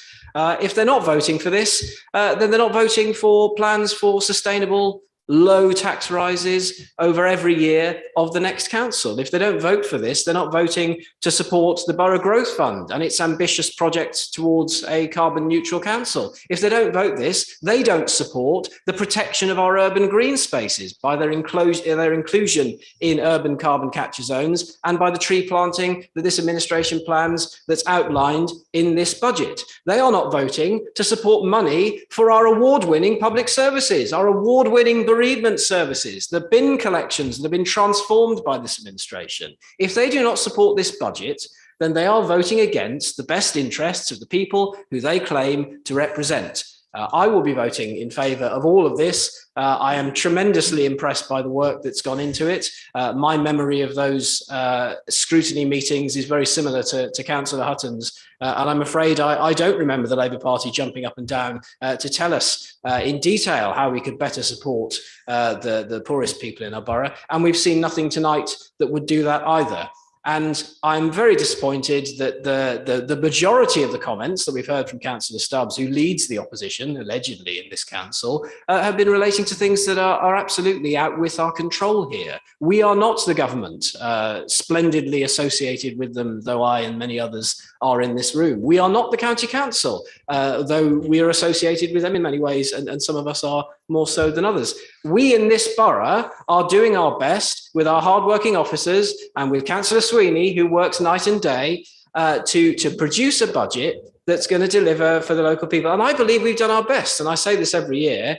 It's not ideal. Financial circumstances are never ideal. And as Conservatives, we on this side of the room believe that you should extract full value from every pound that you tax out of people. That is a tremendous responsibility that we have, taking money from people, hard-earned money from people, and then spending it on public services wisely. And that is something that we've been very proud to do over a number of years. It's something we'll be very proud to do over the lifetime of the next council. And as others have said, including the leader, this is a group with a budget that has a vision for the future of this borough. Where is the Labour Party's vision? Where in any of this is a proposal from the Labour Party to do good, to support those who need it most in our society, to transform or improve public services? They've got nothing but empty rhetoric that harks back to the golden age of Labour relations, when Labour were perpetually in opposition, bad-mouthing what the government does, saying this isn't good enough, but not producing anything better. And indeed, when they are given the reins of power, as we've heard in Kidsgrove, where they raised council tax by 87%, when they were in government, the Labour Party, and council tax doubled under their watch. When they're given the opportunity to actually run things, things fall apart. And I will be voting at the elections in May to prevent that for the foreseeable future, but certainly for the next 4 years. Thank you very much, Mr. Mayor. Thank you, Councillor Holland. Councillor Jones, please. Thank you, Mr. Mayor. I actually have some questions on the budget itself. Sorry to spoil things for everyone. It seemed to be quite a healthy game of ping pong going on there. I will preface this by saying that I don't sit on the Financial Scrutiny Committee, so this is my first opportunity to scrutinise this budget. On the paper that we have in front of us with the actual forecast reserve balances, I note that Keele Master Plan reserve of £8,000 is due to be, or intended to be, spent within the 21-22 financial year. If I'm correct in understanding that, I'm not necessarily the best with understanding these financial documents. But I've looked through the documents and I find on page 53 of the report I suspect this Keele Master Plan Reserve is linked into the Keele University Growth Corridor, with work continuing on this initiative to release the greenbelt land at Keele Golf Course for a potential housing scheme. So I wonder if the portfolio holder could explain to me how that money is going to be spent, what that master planning exercise is going to undertake, and what the outcome of that exercise will be. Because I'm firmly aware that there has been an amount of master planning. In fact, I asked at the last council meeting about master planning exercises that have gone on, and certainly documents that I've been privy to in meetings that I've had with portfolio holders and officers and other members of the public, that the plans to put extensive housing development on Keele Golf Course, which has great concerns to me, not just because I don't believe that Keele Golf Course is a sustainable site for that housing, but also because it predetermines the outcome of the local plan exercise, as such plot of land would need to be included in the local plan as an option that would go to the public rather than a predetermined set of plans to develop on there, which to me really does throw into question the potential legitimacy of the consultation on any options appraisal if it's quite clear that that site is going to be an option regardless. And I would have real problems voting for a budget that contains a line like that would expose this council to significant risk in the local planning exercise, with a very firm and very clear evidence of the extent of predetermination that would have occurred with this site. So if the finance portfolio holder would be able to explain to me what that money is going to be spent on and the outcome of the spend of that money, it would certainly help me as a councillor to understand what this budget is in front of me today. Thank you, Councillor Jones. Councillor Hookfield, please. Can I just say, Mr. Mayor, once again, I fully support the proposals that are being put forward by the Conservatives. Right, when you come to think on it, right, and we talk about people in poverty and they go into food banks and all that, will a few pence make any difference? That's the point, right? What difference would it make, right? And I don't think really a few pence of what they pay in extra, right, in the council tax will make much difference whatsoever to the standard of living that they've already got, right? No matter whether they're rich or whether they're poor or what type of house they've got. It's just been brought up once again by a councillor, right, concerning the golf course. Can I just say I did sit at a meeting, right, and I supported the golf course, right, and I didn't hear any Labour councillors complain at the time. Right. So, I mean, I took that as everybody was all in agreement and they were going to look into it. And when you say look into it, first of all, it's in the green belt, right? It's got to go through the government in any case to remove it from the green belt. That's one of the hardest things, right, that you can do is try to move something out of the green belt. So for anybody to explain it, nobody can really explain it, and I don't bother do they are, because at this moment in time, it's still in the green belt. It hasn't been moved out of the green belt. And even if you put it forward in the local plan, it still doesn't say, right, that will happen. And I'd just like to make that absolutely clear to the councillor that's just brought that up. Thank you, Councillor Hookfield. Councillor Panther, please. Thank you, Mr. Mayor. I noticed that this council, Borough Council, has put forward a well-balanced budget proposal. It's one of the lowest rates of increase I've seen anywhere for a long, long time. And this increase has been put forward to provide essential services we are legally, not only legally, but morally obliged to provide. And not only that, but to use one of Gordon Brown's well-known phrases, prudent enough to create a rainy day fund as well.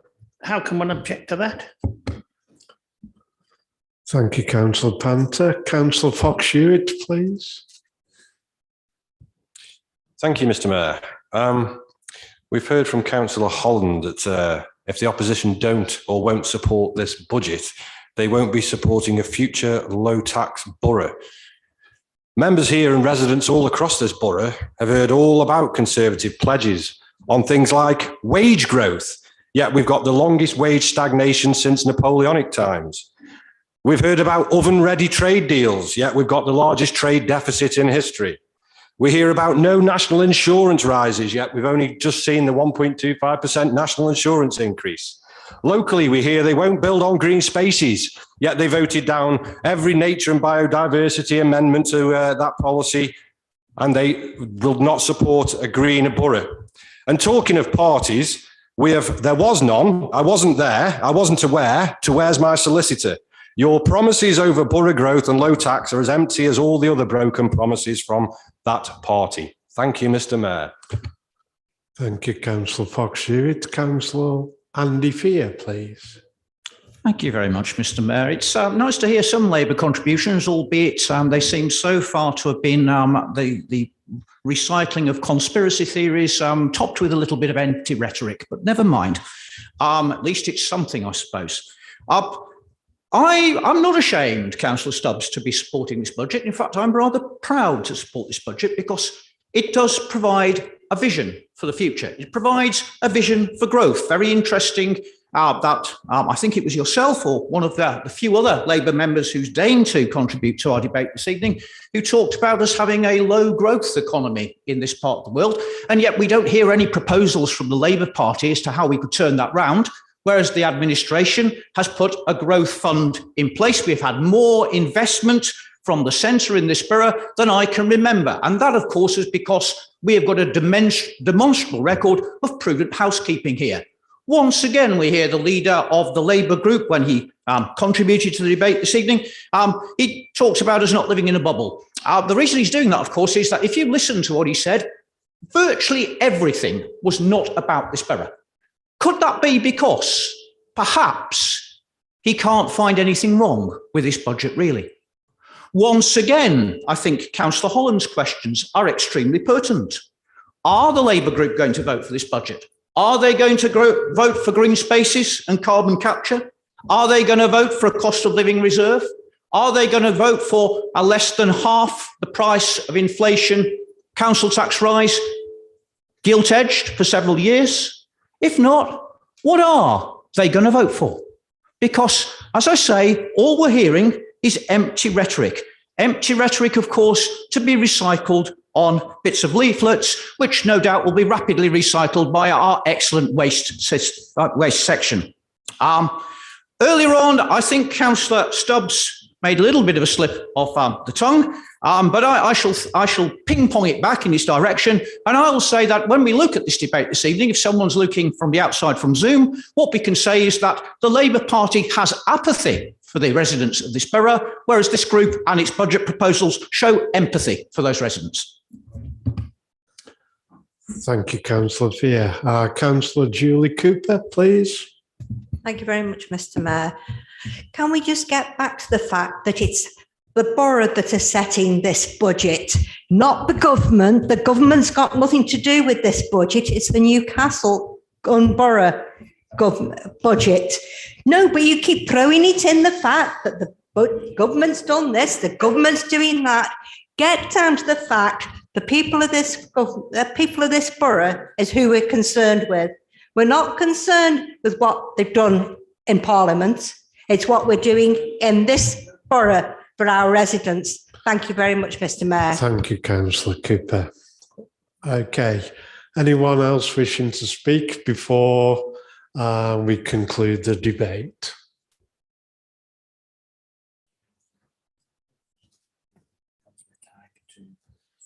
Yeah. No other speakers. I would therefore ask Councillor Tagg just to sum up the debate, please. Councillor Tagg. Thank you, Mr. Mayor. And thank you for all those contributions and support for the budget. I mean, Councillor Stubbs, he talks about living in a bubble, but when we were speaking, he was just blowing bubbles as far as I can see about, sort of repositioning himself for election leaflets rather than what are the best interests of the borough. Just one point of clarification on the supposed error that the Labour Party found in the budget. That was not found by the Labour Party. It was actually found by our officers, and it was just a very minor column error, and the totals in that column were correct, and that's been corrected tonight. So it wasn't found by the Labour Party. It's found by our hardworking officers who were looking at the amendment. So let's just get that straight. I think Councillor Jones, he would have been voting for this amendment now, if this motion now, if it had been amended. So for him to bring up the Keele issue now, he probably wouldn't have done if he'd have won the vote, because he was going to vote for it. But I think he's wrong, because if you look at the balance sheet there, you'll see that there is no money being spent on the Keele Master Plan from this year onwards. And I can say what's been spent on it, that 8,000 previously, was a consultation events with the parish councils, which came out of there, a reduction from 1,800 houses, which was Labour's plan for Keele Golf Course, down to probably about 1,000 and going less and less. So let's get the facts straight here. It was the Labour Party that were planning to bring forward housing on Keele Golf Course. And if he was here, Councillor Proctor, I hope he's getting well soon. If you're watching, Councillor Proctor, come back, join us soon. He was a cabinet member for Labour Party, and he's told me, and he's told this council, that discussions were taking place on building houses on the top part of the borough and challenging the green belt status back in 2015. So we've got a little bit of blowing bubbles again, haven't we, from the Labour Party? So I think Mark's Holland has touched on the key thing here, and that is we've put forward the green agenda for the borough. It's central now to what we're doing through our sustainable environment strategy. And tonight we're asking members to support these urban carbon capture areas. The list on page 77 is that there's a number on here that the Conservative group in the past have put forward for sale wrongly, and we've learnt our lesson. But there's a number on here which the Labour Party have put forward for sale. Sandy Lane. We've got, remember the Sheldon Grove, Mr. Mayor, incident when the Labour Party put that forward and were had to back down because of mass protests against them, and the list goes on. So there's a chance tonight for the Conservative group to put its weight behind this, and we are going to do for the urban carbon capture areas across the urban area of the borough. I have heard some people say, well, what about the rural area? Well, of course, rural areas have their neighbourhood plans. And I think neighbourhood plans, I see a lot of noise coming from Audley at the moment, attacking the borough plan, the local plan we just had a consultation on, but they've got to also to do their neighbourhood plan. And if they put in their neighbourhood plan and make the green agenda central to that, that will then feed into the borough plan. That's the way it works. So there is something for the rural areas to work on, whether it's Maidley, Loggerheads, or any of the other areas. But for the urban areas, these sites, I completely endorse them. And I think it's a step change for this council. And I hope everybody supports those tonight. It's key to this budget. It's key to the spending in the Borough Growth Fund. And that's why we put it in here. But I'll just go back to the overall picture, Mr. Mayor. This is a good budget. It's a prudent budget. And it's one which everybody should support because it delivers a sound budget. It also keeps the council tax low, and it commits us, for this group particularly, that's why I'm putting it forward, for a low council tax in a high inflation period, keeping it low so that we keep that bit of money that the borough takes as less as possible out of people's pockets. And that's what this budget achieves, and I commend it to the council, Mr. Mayor. Thank you. Thank you, Councillor Tagg. That concludes the debate on the proposal. And I'll now put the matter to the vote. As we are voting on substantive budget proposals, I am required to take a named vote. I will ask the monitoring officer to read out each of your names in turn. And when he does so, please indicate for if you are in favour of the proposal, against if you are not in favour of the proposal, or not voting if you wish to abstain. Thank you, Mr. Mayor. Councillor Sylvia Burgess. Against. Councillor Jill Burnett. Councillor Jennifer Cooper. For. Councillor John Cooper. For. Councillor Julie Cooper. For. Councillor Sylvia Diamond. Against. Councillor Andy Fair. For. Councillor Andrew Fox-Hewitt. Against. Councillor Alison Gardner. Against. Councillor David Grocott. Against. Councillor Mark Holland. For. Councillor Derek Huckfield. For. Councillor Graham Hutton. For. Councillor Trevor Johnson. For. Councillor Dave Jones. Against. Councillor Tony Kieran. Against. Councillor Helena Maxfield. For. Councillor Paul Northcott. For. Councillor Ken Owen. For. Councillor Barry Panter. For. Councillor Andrew Parker. For. Councillor Sarah Pickup.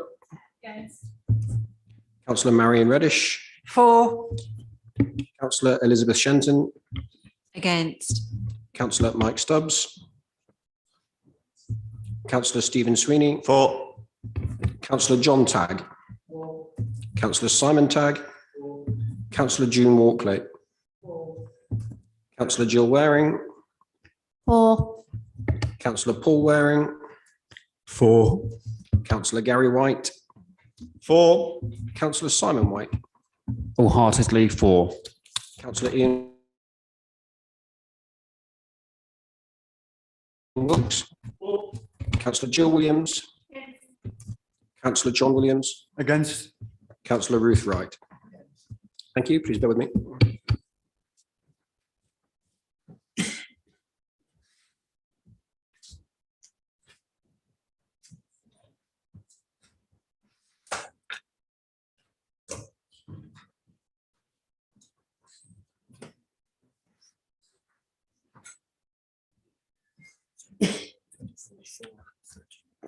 Thank you. So it's carried. The result of the name vote, 24 for and 13 against. Therefore, the motion is carried. Thank you.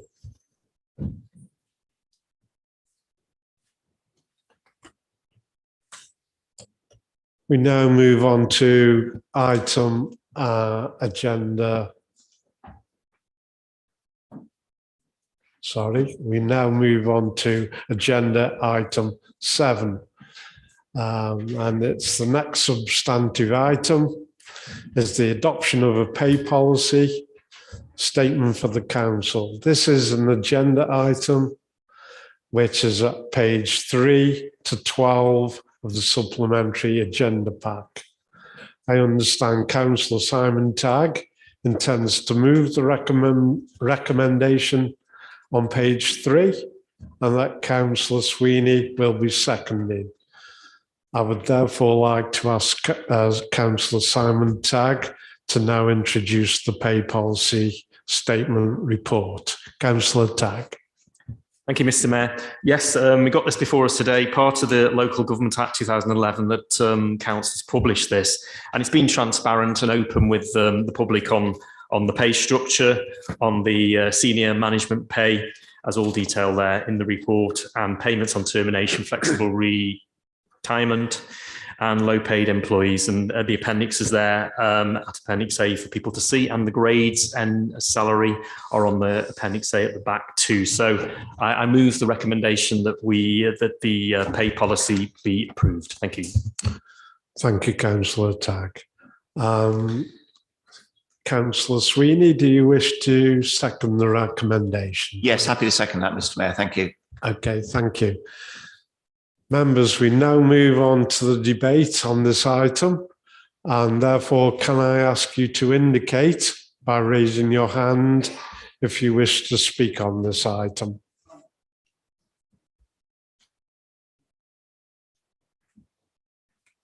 No? Oh, Councillor Stubbs, please. Yeah, Mr. Mayor, we're happy to move to the vote. Okay.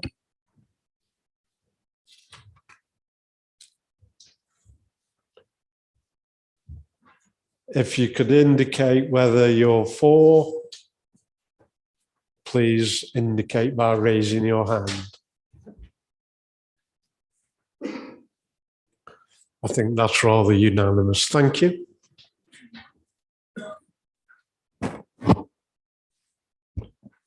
We now move to item 8 on the agenda, the appointment of an external auditor. This is on page 133 to 139 of the main agenda pack. I understand Councillor Stephen Sweeney intends to move the recommendation, which is on page 133, and that Councillor Simon Tagg will be seconded. Therefore, I ask Councillor Sweeney to please introduce the report. Councillor Sweeney. Yeah, thank you, Mr. Mayor. This has gone through various scrutiny committees. We have a contract that runs out 22-23, so we need to appoint a new auditor. Now, the pond for auditors is fairly small. In fact, I think there's only 9 companies bid for it, so it's a fairly enclosed pond. Every council in the county, including the city and including Staffordshire County Council, are all following what I'm proposing to do tonight, that we do it on a central basis. We could set up our own panel, we could do our own thing, but all that costs money. This seems infinitely more sensible and cheaper and better for everybody concerned. So I'm very happy to move this. Thank you, Mr. Mayor. Thank you, Councillor Sweeney. Councillor Simon Tagg, do you wish to second the recommendation, please? Yes, Mr. Mayor, second that. Thank you. Members, we now move to the debate on this item. Can I ask if you wish to speak to indicate by raising a hand? Councillor Stubbs. Thank you, Mr. Mayor. It's really quite saddening that I feel the need to vote against this tonight. I'm sure members of the Audit Committee will be fully aware, and I know that Councillor Waring is definitely aware of my loathing of how external audit is done currently. I think that this contract to tie us in for 5 years. Now, people say, well, we've got safeguards. We've got safeguards in the contract. You know, the price isn't going to markedly rise and all these things, and it's inflation's built in, et cetera, et cetera. That hasn't stopped a private company coming back to this council for 2 years running to ask for an increase in fees. Now, I have to say, when we enter into a contract with anybody, I think we're on a bound to accept that contract. And the fact that on 2 occasions now that this outside company, and I accept that there's a very small pool of them, but I also don't think for a second that every single one of them wouldn't have come to us and asked for more money. They broke their contract. And I am very, very ill at ease of accepting anything where we are tied into 5 years with actually very little control. Thank you, Mr. Mayor. Thank you, Councillor Stubbs. Councillor Paul Waring, please. Thank you, Mr. Mayor. Yeah, I take on board what Councillor Stubbs says, but we did discuss this at the meeting of the Audit and Standards Committee earlier in the month. And whilst anybody's reluctant to accept increases, it's well known that with COVID and other issues, there have been reasons why, and changes in legislation as well, there have been reasons why, legitimate reasons, why auditors have increased the fees. In each case, when there have been increases proposed, we've run them by the PSAA to ensure that we're not being overcharged for anything. And it's just one of those things, unfortunately, we have to accept. The other thing is that we've also received quite a considerable amount of government support, I believe, financially, that's offset some of these increases.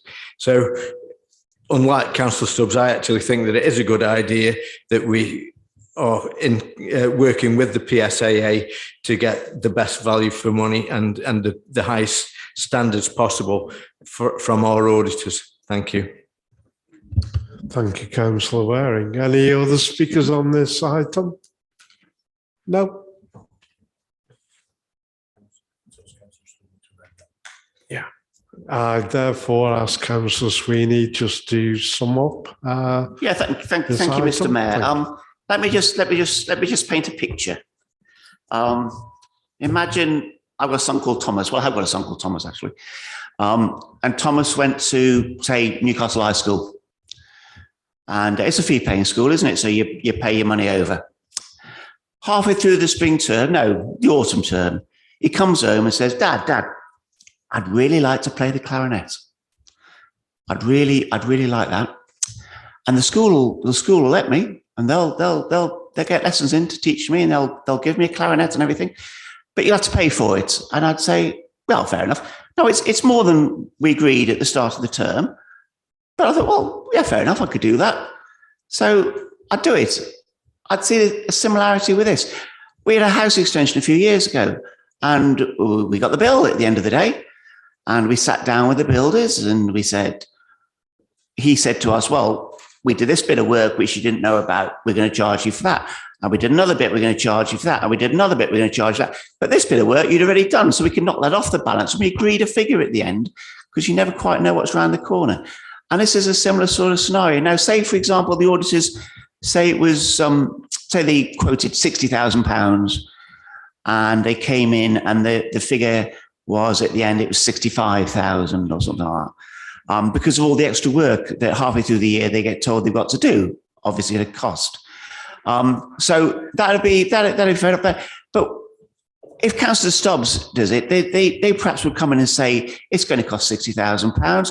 Okay, Newcastle Borough Council, we're going to charge you £80,000, and we absolutely guarantee it won't go up. And so it comes in at 65. So they trouse the 15,000. I think, I know Councillor Stubbs is going to do this because he does every time. It's hardly a surprise. That's why I rehearse these lines. But I've got to say, I fundamentally totally disagree with every word he's saying. I think it's absolute nonsense. I agree with hardly everything that Paul Waring says. The fact that every council in the county is happy to support this policy gives a bit of clue that perhaps it's the right thing to do. Thank you, Mr. Mayor. And I'd move to the vote, please. Thank you, Councillor Sweeney. We put that to the vote now. And if you are in favour of the motion, please indicate by raising your hand.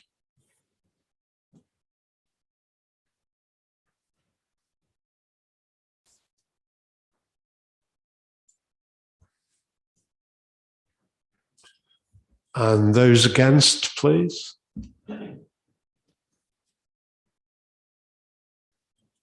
24. So that results in 24 in favour and 13 against. Therefore, the motion is carried. Thank you.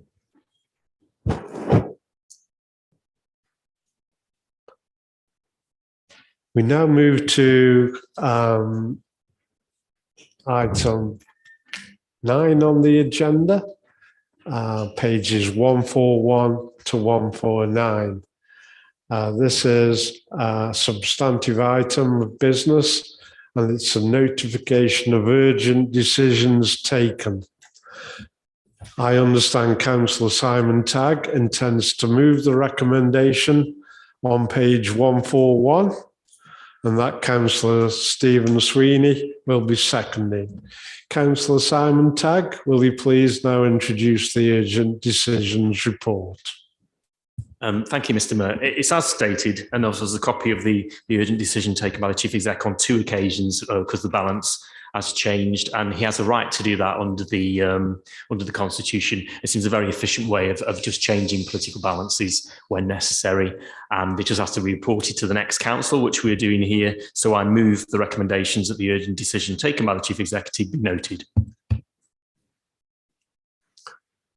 Thank you, Councillor Tagg. Councillor Sweeney. Yeah, I'd second that. Thank you, Mr. Mayor. Yes. Yeah. Thank you. Okay, thank you. We now move to the debate on this item. Can I ask if you wish to speak to indicate by raising a hand, please?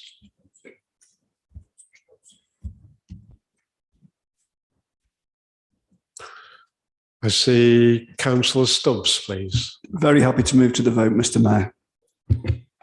Thank you.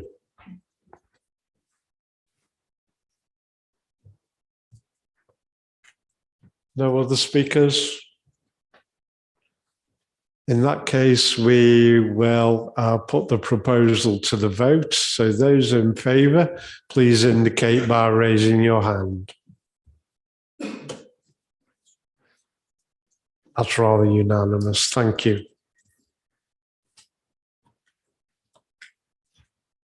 The next item of business on this evening's agenda is the leader's statement. A copy can be found on page 13 to 16 of your supplementary agenda pack.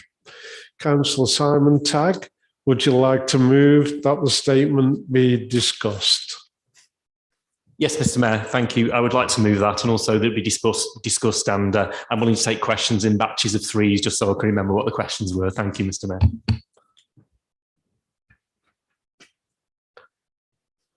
Okay, we will take the statement a paragraph at a time, and I will allow the leader or relevant cabinet portfolio holder to respond to any comments or questions before moving on to the next paragraph. I will take comments or questions 3 at a time on the same paragraph. If I could remind members, this isn't a debate. Once the leader has responded, there is no right for members to reply. Paragraph 1, cabinet meetings. Excluding any items that are covered by the paragraphs below, do members have any comments or questions on this? No.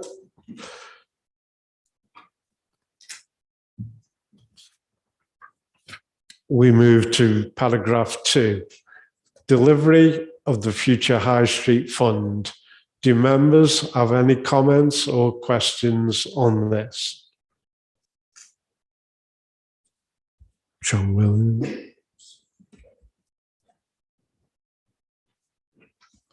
Councillor John Williams, please. Thank you, Mr. Mayor. Excuse me. Yeah, I think from my point of view, I think it's great to see development moving on at the old civic centre. But I know the council of the cabinet have done a deal with the Aspire Housing, deliver social housing. And firstly, my first really question, ask the leader, what amount of social housing in this development will it be left to the planning man, which is 15% if you want, 25% affordable, 15 social, or would it more? And also on the York Place, on the shopping, well, we haven't got a crystal ball. Retail has failed drastically throughout the towns, especially in towns like Newcastle, with the Lower Ashley and other, we're saying we're Woolen Mill. All similar sized businesses have gone out, and will they ever come back? Let's say that's the crystal ball side. So are we looking at a town where we going to go for some retail and more housing, which is suggested in the Rycroft? And I'd like to see it more and more housing in the town centre, because in the crystal ball you cannot see retail coming back to what it was in our size town. We've got to change our outlook on the town centre, the way the town works and whatever, and encourage people to come into the town, but at the same time have people living in the town and having reasonable shops that they can work to. So really, the question is on the Rycroft headquarters, town centre living accommodation for older people and a place for multi, but it's that social housing on that side of it. So will the leader give us assurances and debate it in the public economic development and place scrutiny? Will that be scrutinised in the sense, really scrutinised? And we need to scrutiny, all councillors need to be involved in that scrutiny. That's my view. So I'm asking the leader of the council, will that be will that happen? Thank you. Thank you, Councillor Williams. Any other speakers on paragraph 2? Councillor Gary White, please. Thank you, Mr. Mayor. The Future High Street Fund and the 2 downtown deals actually contribute over £51 million to our borough. So does the leader agree with me that this investment is a once-in-a-lifetime opportunity to take this borough forward? And it's a very visionary approach by our current government, led by our current Prime Minister. And that could not have happened without the current approach being that way. Thank you, Mr. Mayor. Thank you, Councillor White. Any other question on paragraph 2? No. I ask the council leader, Councillor Tagg, to respond, please. Thank you, Mr. Mayor. Thank you for the questions. John Williams. Sorry about that. Obviously, yes, interest in Aspire. Yes, I think it's, first of all, it's really good that we've got them to do two things on the Rycroft, or getting them to do 2 things. That is to relocate their HQ, which will possibly up to 200 people working in the town centre, having the lunch, shopping, etc., which will really bring life to that end of town and make Merrill Street a bigger proposition for businesses to go into as well. The housing bit of it, I think, is really important. I agree with you, John, that we want people living on the Rycroft, and we're looking at over 50s there. We're not looking at student accommodation, which I think during John Williams' time as a cabinet member, the administration then was slanted towards student accommodation. I think we've got enough of that now, and we need some to be finished next to where we are at the moment. As you've seen later on the agenda, there's some moves in that direction on that. I think that the issue to do with the 25% affordable housing or social housing, that will go through the planning system. I think I don't think it'd be relevant for us to start to design a scheme here, and particularly when there's members of the planning committee sitting in here as well, who will eventually make the decision on it. So, but I think you can be rest assured that there will be a social element on that, as there has to be.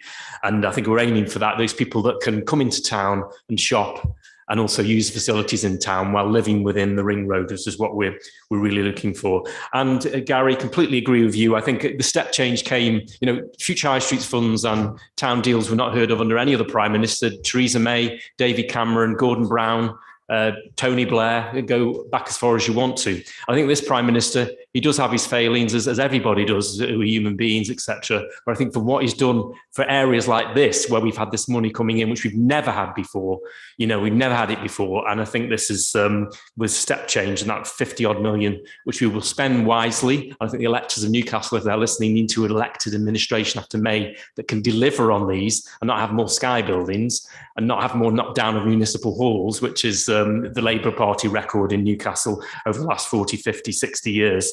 I think we're setting fair. And I think with a government with that vision of levelling up, which this money indicates and gives us to do that, I think we can achieve it. And I thank the Prime Minister, and I did a cabinet meeting a couple of cabinet meetings ago, and I said, without him and his drive on this, we wouldn't have had this money through this way, through the town deals and Future High Street Fund. Thank you, Mr. Mayor. Thank you, Councillor Tagg. And we move to paragraph 3, Market Award. Do members have any comments or questions on this, please? I see 2. Councillor Holland, please. Thank you, Mr. Mayor. I think it's fantastic that the monthly artisan market has won an award. I think the market is really going for strength to strength, or should I say markets, because of course we have so many different things going on there now. I remember when the Labour Party ran this council, they privatised the markets. And in fact, the private company that they appointed later withdrew from the contract because they believed that the market was beyond saving and that it had degenerated so far that regeneration was impossible. Well, I think this is a fair answer to those people who believe that the market that's been trading in this town since our charter in 1173 was beyond saving. They were absolutely wrong. And I wonder if perhaps the portfolio holder for finance would like to say something about the markets. Is there anything interesting that he would like to add? Thank you, Councillor Holland. Councillor Julie Cooper, please. Thank you very much, Mr. Mayor. It's great to see that the market is receiving an award, which is a credit to all concerned. Can the portfolio holder update the council further developments to build on this success? But before I ask him to do that, Mr. Mayor, if I remember rightly, when I got re-elected in 2006, when I first came on this council, we had on conservation several attempts to try and do new stalls. We tried and we tried and we tried. And the Labour Party, who were in charge at the time, we had several stalls, and every single one design that came through all fell away. It never came off. So what I'd like to say is it's now nice to see this award going to us. And it's nice to know that we've actually got stalls that actually work for the people. And thank you very much. Thank you, Councillor Cooper. Councillor Hookfield, please.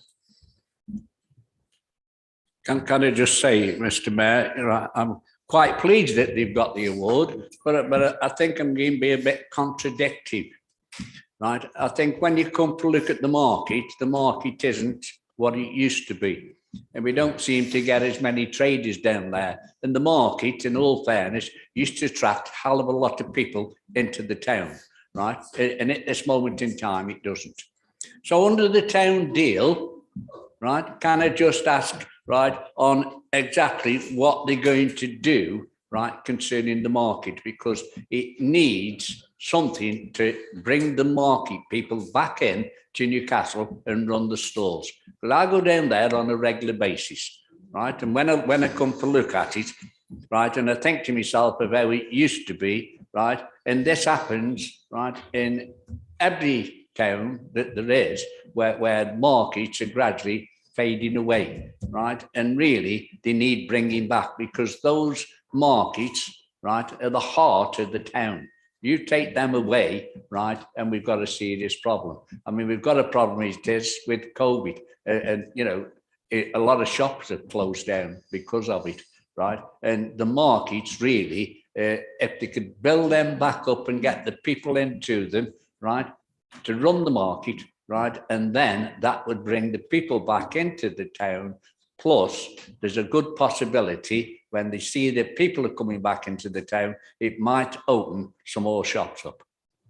Thank you, Mr. Mayor. Thank you, Councillor Hookfield. Would you like to comment on those items? I'd love to, Mr. Mayor. Pardon? I'd love to. There's nothing I enjoy more than eulogising about the market. It's my favourite subjects. Councillor Hookfield, you say what you say, and we're now a prize-winning market. Never thought you'd say that again. I won't say Councillor Nick's on my line, so I won't bother him. There's a picture you see in the local press from 19 whenever that shows the market by the Guildhall. Well, I challenge you to see a modern picture, the same photo, the same place, and as many people there on one of these artisan markets. The prize winning is the artisan market, so we'll talk about that. But on a Sunday, now it's only Sunday, so it's only one day out of the week. I'm not saying that, but I think a Tuesday, a Thursday, which are the two antiques days, a Friday, and a Saturday and a Sunday are really quite encouraging. And it's obviously a thing we're working on. We're also working with the traders on a Sunday to open more, especially the sort of cafes and restaurants, things like that, because there's loads of people in the town to spend their money. New sort of things, but we've got the Greyhound Gap, we've got the artisan market, vegan markets, the record fairs coming back, the antique markets for 2 days. We're also looking at a Tri-Service Armed Forces Day. The Tri-Service are going to sort that out for us. University run evening student market, because of course we've got electricity now in our stalls, so we can open it at night.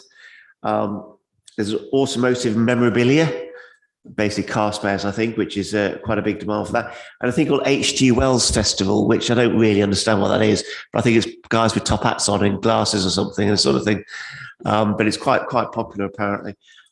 If you look at the bottom of the market, there's a square that's sort of been created naturally now, which when the dog show was on, this is the Greyhound Gap, I call that the dog show, was a perfect arena for people showing off their dogs.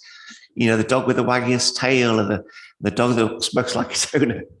Classic, that one. I love that one. The Future High Street Fund is going to invest some money into stalls and that sort of thing, put money in there. But the busiest events on the Sundays, and I'm talking about Sundays because that's what the prize was for.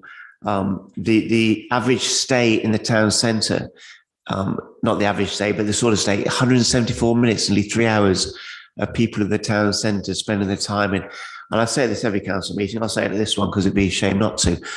But on a Sunday afternoon, on a sunny day, not like at the moment, it's really freezing, on a sunny day, sitting by the Guildhall, having a beer, watching the world go by, there's worse ways of spending a Sunday afternoon, I tell you.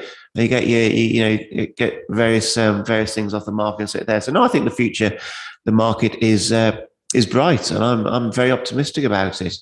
And I mean, we're down there on this Sunday, and it was not a nice day. There are probably about 75% of the stalls that would normally be there, but you can't blame them for that because it's vile. But plenty of people buying, and they're not losing money on it. So yeah, I think the market's good. And Councillor Huckfield, if you want me to pick you up on a Sunday, we'll have a run up on the artisan market, and you can come along and we can have a look round.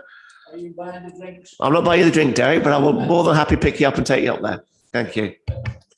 Thank you, Councillor Sweeney. I have two other speakers on this paragraph. Councillor John Williams, please. Yeah, thank you, Mr. Mayor. I welcome this report. But the artisan market has won this award. It's really, really good. Now, but just to go back in time when we get remarks from the opposition about, and I don't want to knock the town, I don't want to knock the market, but who collects the money and who runs the Tuesday and Thursday markets, the bric-a-brac and antique? Who actually runs that? Who collects the money and who actually does the bookings? That's a question I'd like to be answered. The market has changed over the change. As I've said before, the town centre has got to change in different ways and attract people. And one of the partners who's not mentioned here is the bid. And another question, how much do the bid contribute to the markets and other activities that go in the town centre? Thank you. Councillor Andrew Fear, please. Thank you very much, Mr. Mayor. Really, I just want to ask the portfolio holder, and I'm sure we can all agree on this, to send our thanks to those behind the scenes who've worked so hard to produce a splendid plus for the borough.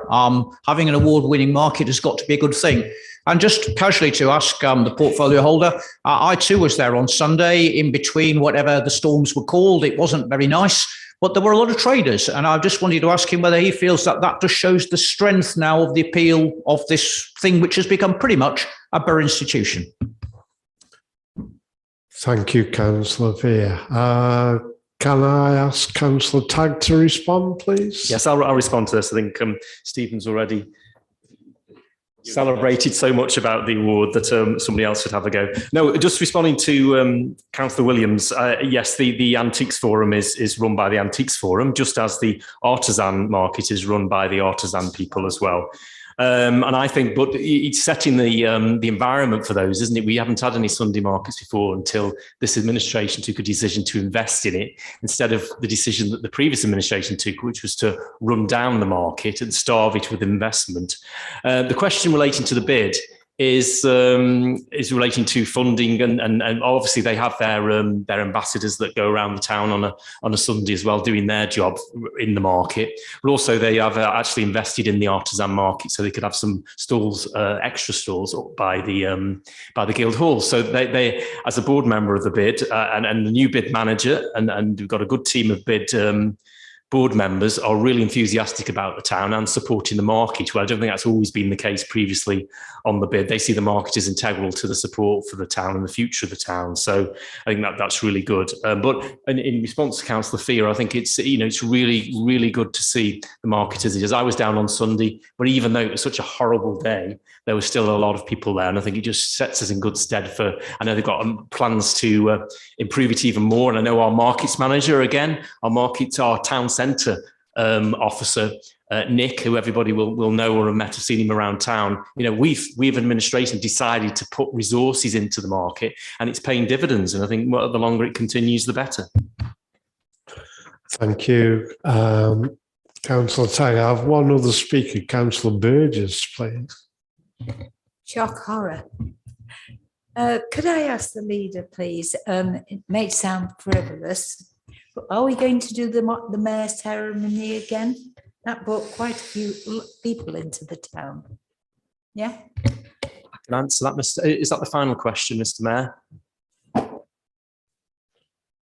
Pardon? Is that the final question, Mr. Mayor? Do you want me to answer? We have no other speakers. Okay. So on that, yes, of course, that would have probably have continued if it wasn't for the pandemic. I think the plans were, because the Friends of Guildhall are heavily involved in that. And I mean, I supported them at the time as well. And, you know, as the summer months come forward, I think there are plans to bring that forward again. And it was a great, and I can see many people in this room that were involved in it. And that mock mayor making is something we tried to create, that painting from from 17, wherever it was.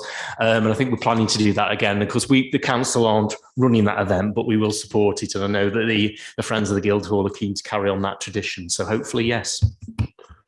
Thank you, Councillor Tack.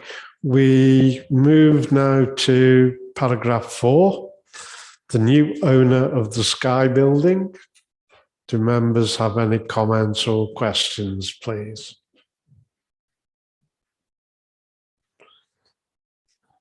I don't see any hands raised, which is surprising. No? We move on. Paragraph 5, the borough local plan. Oh, I'm sorry. We move back.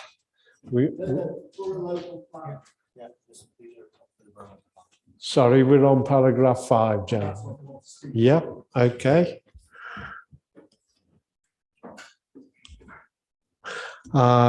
Councillor Hutton, please. Thank you, Mr. Mayor. When I joined this Borough Council, one of the things that I looked at was the joint local plan, which was put together by previous administrations in Stoke and Newcastle. And I was quite appalled, because it was quite clear this was a local plan almost totally beneficial to Stoke and detrimental to this borough, particularly the rural areas of the borough, where because there wasn't a local plan in place, just this joint local plan where housing should come into Newcastle rural areas. We've had quite a lot of development in rural areas, which hasn't helped those rural areas. And I'm talking about places like Loggerheads, places like Baldwin's Gate, places like Madeley. And I don't think, when I looked at this, I then started campaigning to tear up the joint local plan because it was so detrimental to this borough. I'm well aware, because I have a number of parish councils in my area, that the neighbourhood development plan is an extremely powerful instrument that places like Bristol take into consideration when appeals against negative decisions by this council are taken to. Now, the local plan will take into consideration all those neighbourhood development plans that are currently in place and are proposed, and there are some more going to be proposed for the urban areas. Now, I think it's really important, because I'm looking currently at a very large housing proposal in a rural area where the lawyers for that proposal have dismissed the neighbourhood development plan as irrelevant. And presumably they will try and dismiss the local plan as irrelevant, because they stand to make an awful lot of money out of building yet more houses that are inappropriate for the area that they're proposing. So I think it's incredibly important that we get this local plan in place as soon as possible, as a hedge against greedy lawyers and greedy property developers who don't give a monkeys about this borough, who don't care whatsoever about this town. And we need to have this in place as quickly as possible. Thank you very much, Mr. Mayor. Thank you, Councillor Hutton. Councillor Andrew Fear, please. Thank you very much, Mr. Mayor. A question to the leader of the council, in fact, a couple, if I may.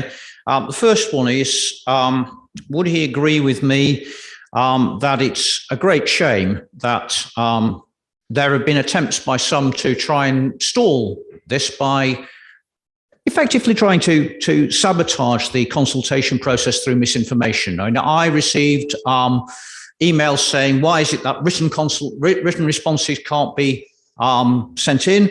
And I immediately checked, because I knew this wasn't the case, but I got that immediately from our planning section that wasn't the case, and communicated that straight back to the people who were saying that to assuage their worries and such like. Now, the important thing again, so that's my first question. I mean, does the council leader, like me, deplore attempts to do this? Secondly, would he agree with me that those attempts are extremely destructive for this borough? It is not the case that by kicking this can down the road ever further, the local plan process will go away. As has just been said, without a local plan, this borough is much more vulnerable to predatory applications for development than otherwise. And would he agree with me that those who go on about saving our green spaces and yet try to sabotage and slow this process down, in fact, are doing exactly the opposite? They are the ones who are threatening our green spaces by stopping this vital safeguard being put into place. Thank you, Councillor Fear. Councillor Jones, please. Thank you, Mr. Mayor. I was one of the councillors, and I think that it's on record that I've vociferously supported the going alone with our own local plan versus a joint local plan. And in doing so, acknowledged that it opened us up to the doom and thunder that came from Councillor Fear of potential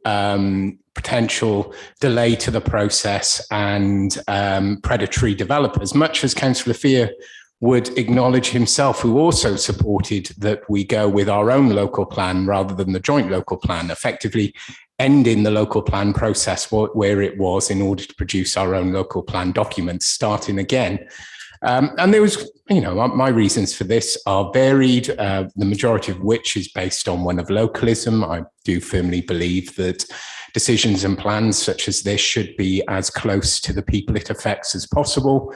But overall, I do have great concern about this use of fear-mongering tactics to pressure through a consultation that is, in the eyes of many of this Labour group, many of the residents within the borough, particularly those residents in the urban rural fringe that are also at significant risk of predatory development within their greenbelt space, except it's not by predatory developers, it's by a predatory administration.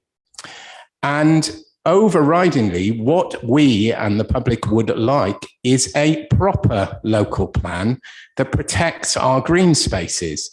And rushing through a local plan with this idea that if we don't do it, then that's it. We're open to developers building absolutely everywhere in our borough, I think is a grave injustice to a document that is one of the most critical documents that this borough council will produce, something that will set development within this borough for 5 years, a document that will enable us to protect against predatory development, but only if that document is the right document at the end of the day, and only if that document is sufficiently properly consulted on to convince the planning inspector when it comes to the actual laying of this document in front of them to accept it as valid and acceptable within the law.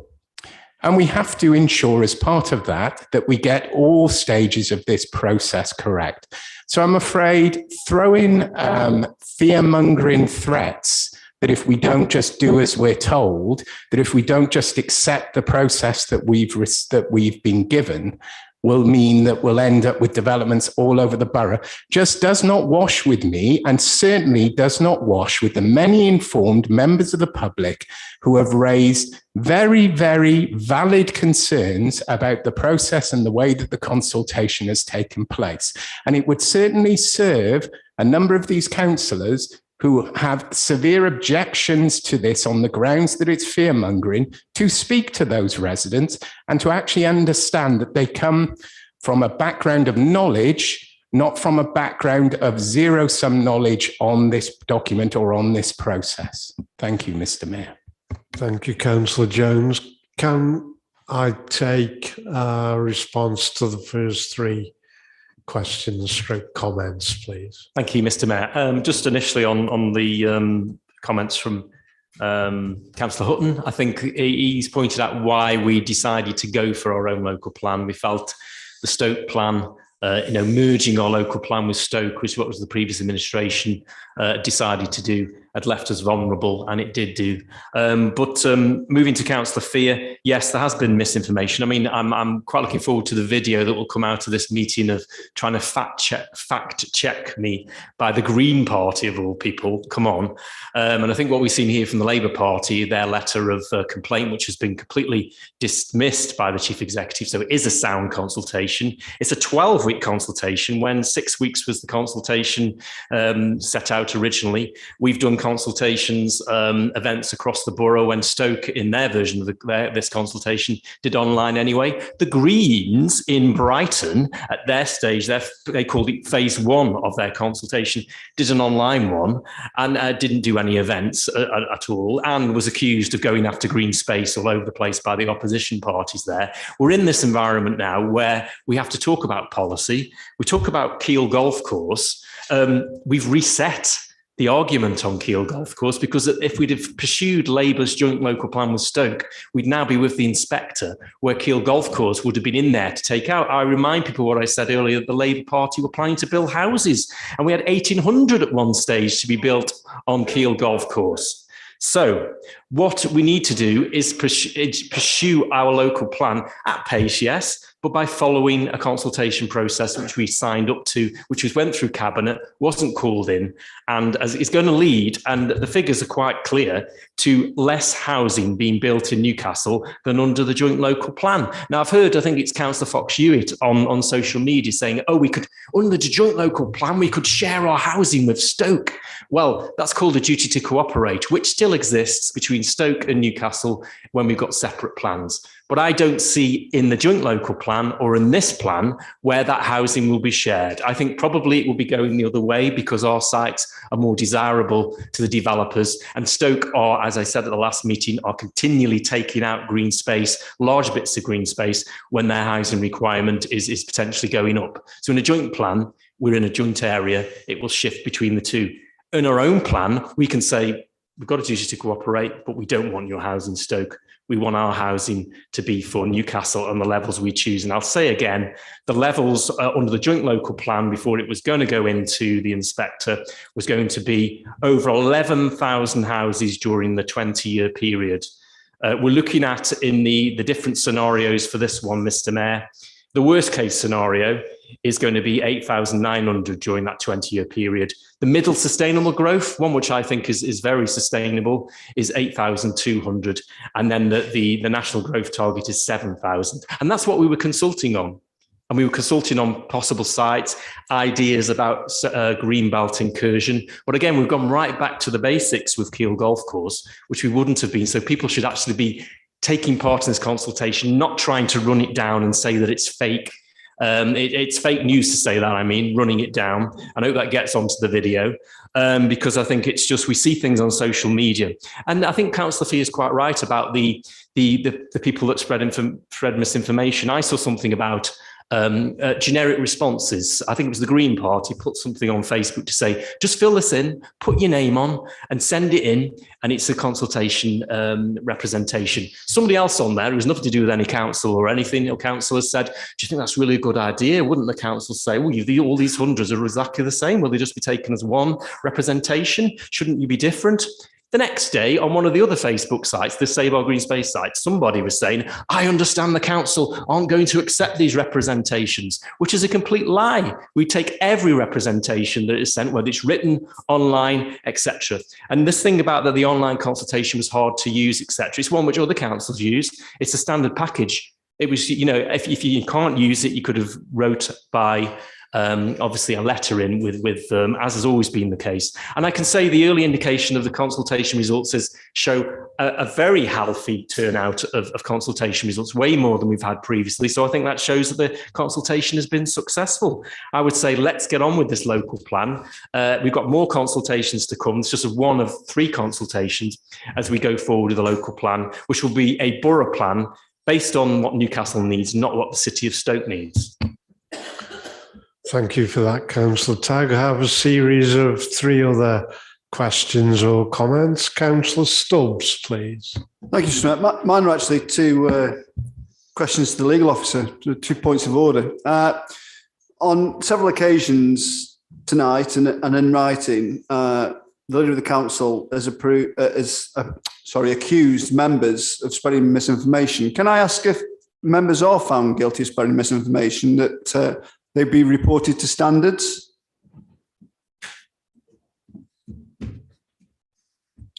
I'm prepared to welcome a standards complaint about anything members feel they need to make a complaint to me about. On that page then, Dan, is there any members very specifically to do with green open spaces misinformation currently under investigation for misinformation?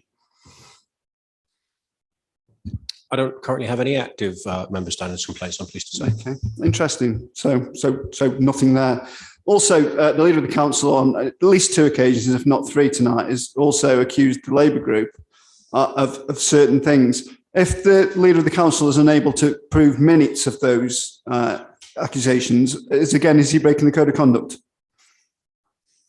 It's not my practice to answer hypothetical questions on the code of conduct, I'm afraid, Councillor. I will consider the details of any complaint that comes before me and determine it on the facts.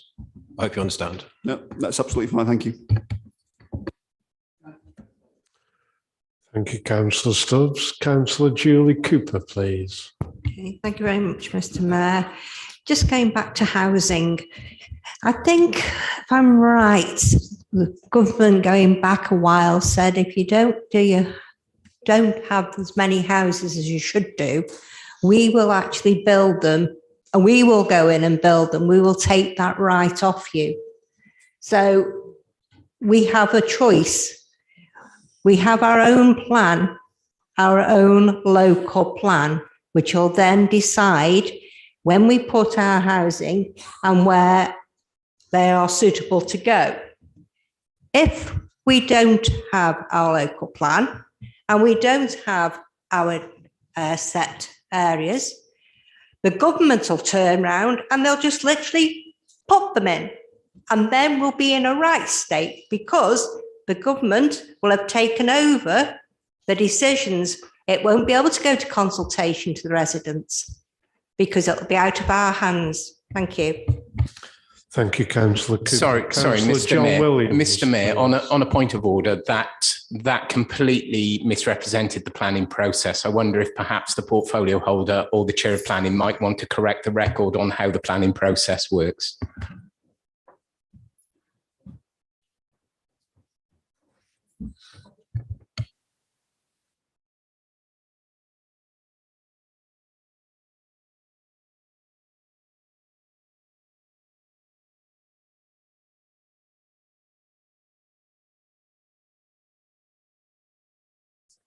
Off with this now.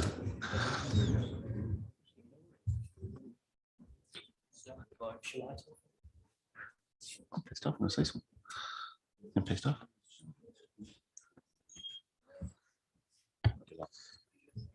Can we move on, please? I think Councillor Sweeney. Yeah, thank you, Mr. Mayor. I think when people talk about points of order, aren't they supposed to name which part of the point they're actually talking about, rather than just sort of frivolously waving points of order, points of order.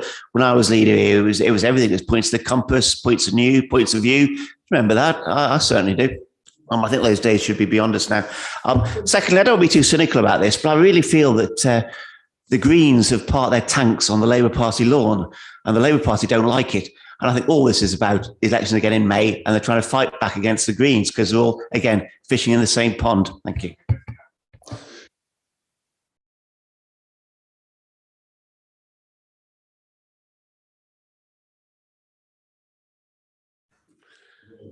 We take one further comment or question on this item. Councillor John Williams, please. Yeah, thank you, Mr. Mayor. And can I firstly congratulate the officers that have warmed this building or this room up. It's quite pleasant. People are pulled jumpers and jumpers on now. I'm overeating, but I can live with that. But thank you very much for actually getting the eating system sorted. With a point of view, and Ken Troughton keeps on about the building in the rural area, especially Loggerheads and Baldwin's Gate. That was because we didn't have a 5-year housing land supply. And both councils, Tories and ourselves, didn't build enough houses. That's why the developers were allowed to come in and build those houses on those sites. Not because of the joint local plan, as I understand it, we didn't have a 5-year housing land supply. Now, we can talk about houses and it'll come down to not in my backyard. We know what's going to happen and we'll have that discussion as the local plan has discussed. My point is on, ask the leader, on brownfield sites and employment sites. I got a niece who lives in Audley, ran me very upset that we're building industrial land on Junction 16, or so we're making land available for industrial use on Junction 16. And the entrance to that will be down, is it Park Lane? Park Lane, it says Park Lane, yeah. And my answer to it, Park Lane is too narrow anyway, and it's leading to the 500. And if we did build out on brownfield sites, I'm asking on Junction 16, that's miles away really from the urban area of the borough, people travelling to those jobs. So really that is a point on brownfield sites. And will the administration be pushing for Junction 16 to be industrialised? Thank you. Thank you, Councillor Williams. Councillor Tagg, wish to respond on those comments and questions? Thank you, Mr. Mayor. I think on the point that John Williams is raising is on the 5-year, 7-year land supply, we could probably call it now, is that obviously he's quite right. During Labour's time, there was, we've missed that target very much often, but I think under this administration, 2017, we've managed to claw our way back. And then we're actually now got a 5-year land supply, and actually it's plus 5 years land supply. So we actually are protecting, just as John Williams said, by having the 5-year land supply push is how you protect your green spaces and ensure that development goes into play. Could we have? No, we can't, because it keeps putting mysteries into the public domain. Unless he can prove these things, which he can't, because if you go back through the figures, you can see we didn't have a 5-year land supply. True. And if you keep Mr. Mayor, who's running this meeting, yourself, it just brings us all down. Councillor Stubbs. Now Newcastle still going to order there, Mr. Mayor. The leader of the council tried to make his statement. He didn't butt in when he was speaking, so we should have the same rights. Quite correct, Councillor Oakfield. Councillor Tagg, if you care to continue. Thank you very much. Uninterrupted. So yes, so that's gone into Councillor Williams. He's right on his point, and we're achieving it, where his group didn't. Now, what we're saying over the Keele Golf Course thing, I think we, providing evidence. Well, you just have to look back through cabinet policies. The Keele and Seabridge master. Mr. Mayor, this is just getting ridiculous. Excuse me. I spoke earlier regarding the people on the right, and all I can hear is comments coming from the left side of the chamber now. So if you want to keep it cool and keep your comments a bit quieter, I don't want to hear what you have to say at the moment while the leader of the council is responding. So thank you very much. Just had a conversation about being reported to the Standards Board. I hope the monitoring officer heard two councillors accusing me of lying. So that's breach of the code of conduct. I'll leave it there. So let's move on. Yeah. So also cabinet reports have really stated, what the previous administration's policy was towards Keele Golf Course. We've also had the documents that were given at the Assets Committee as well, showing the number of housing that could be put on there at the time, which was 1,800. And also we've got a witness statement, if you want to have a court hearing over this, and that's a former cabinet member who's gone on record and said that during that time, the Labour administration's cabinet, when they rarely met in private, was actually discussing those houses at the top end where the clubhouse is on the Keele side. So that is, I'm sure Mr. Councillor Proctor would put that in writing. So I rest my case on that one. But I think, what we're hearing here is, again, I think whichever councillor, but it was Councillor Sweeney, said that the Labour is running scared of the Greens on this. And yet they've just voted against, everybody that's listening to this, saving 60 green spaces in the urban area as carbon capture areas. This is the Labour Party that says it wants to save green space. Thank you, Mr. Mayor. Thank you, Councillor Tagg.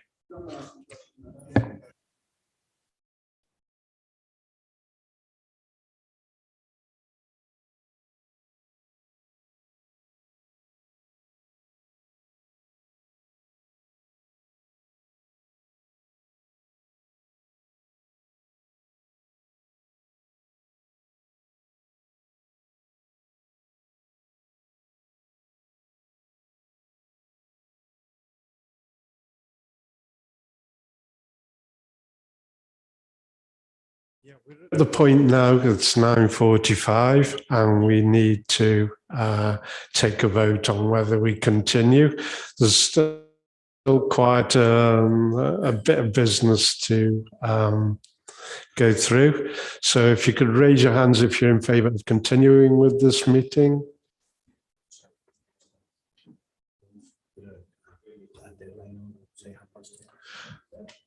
And if we can attempt to achieve all the business and by 10:30, if you're in agreement. Thank you. We carry on.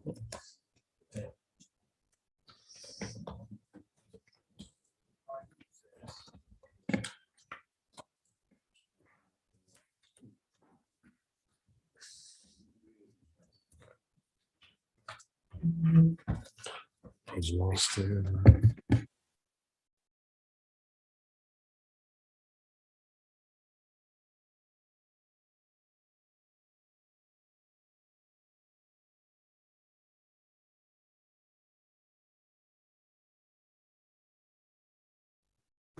Okay, thank you for that. We do need to move on a bit quickly than we have been doing. We're on paragraph 6, the refurbishment of Kids Grove Sports Centre. Do members have any comments or questions on that? I see Councillor Bennett. Councillor Bennett.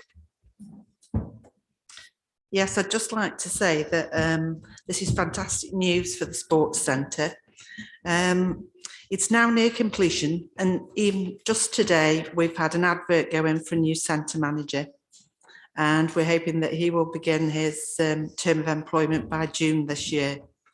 Today I've also visited the centre to see the progress and to meet with the BBC, who are doing an update on the refurbishment, which should be shown on TV on either Tuesday or Wednesday of next week. So it's all positive stuff. Everyone in Kidsgrove is really pleased about this. Thank you. Glad to hear it, Councillor Bennett. Thank you. Any further questions or any response from the lead? Sorry. Councillor Huckfield. I'll press the mic on. Right, can I just say, Richard, this has been going on for years, right, that I can remember, right, refurbishment in the swimming pool and all that. And finally, right, it's happening, right, which is wonderful news. I wonder if the people from Kidsgrove will be complaining about this now, because they seem as though tonight they've been complaining about everything else. Thank you, Councillor Hookfield. Would the leader, Councillor Tagg, like to? Sorry, Yes, Councillor Stubbs. So. Yeah, just very quickly, would the leader of the council welcome the agenda item at Kisgrove Town Council tomorrow that looks to, and I think I can not preempting it because I think it's already got cross-party support, of 55,000 capital infusion with a possible 40,000 over the next 4 years. We don't want to tie the hands of the next administration of Kisgrove, but I think it's worth doing. So, you know, that's actually more money than they asked for in the original grant application by £10,000. I just wonder if the leader would pass comment on that. Thank you, Councillor Stubbs. The leader like to respond? Very much so. Thank you to Jill Burnett, and well done for her work as a trustee. I think it's going to be a great development, as I said in the budget speech earlier, that you know, this is going to be great for Kidsgrove, and when you know, by the summer a facility open run by the community is what we've always wanted, and draws a line under the closure and all of the all that happened in 2016 over this. I think it'll be great news if Kidsgrove Sports Centre puts some money into this. I think everybody else has, the County Council, Sport England, and others. What did I just say? Sports Centre Council.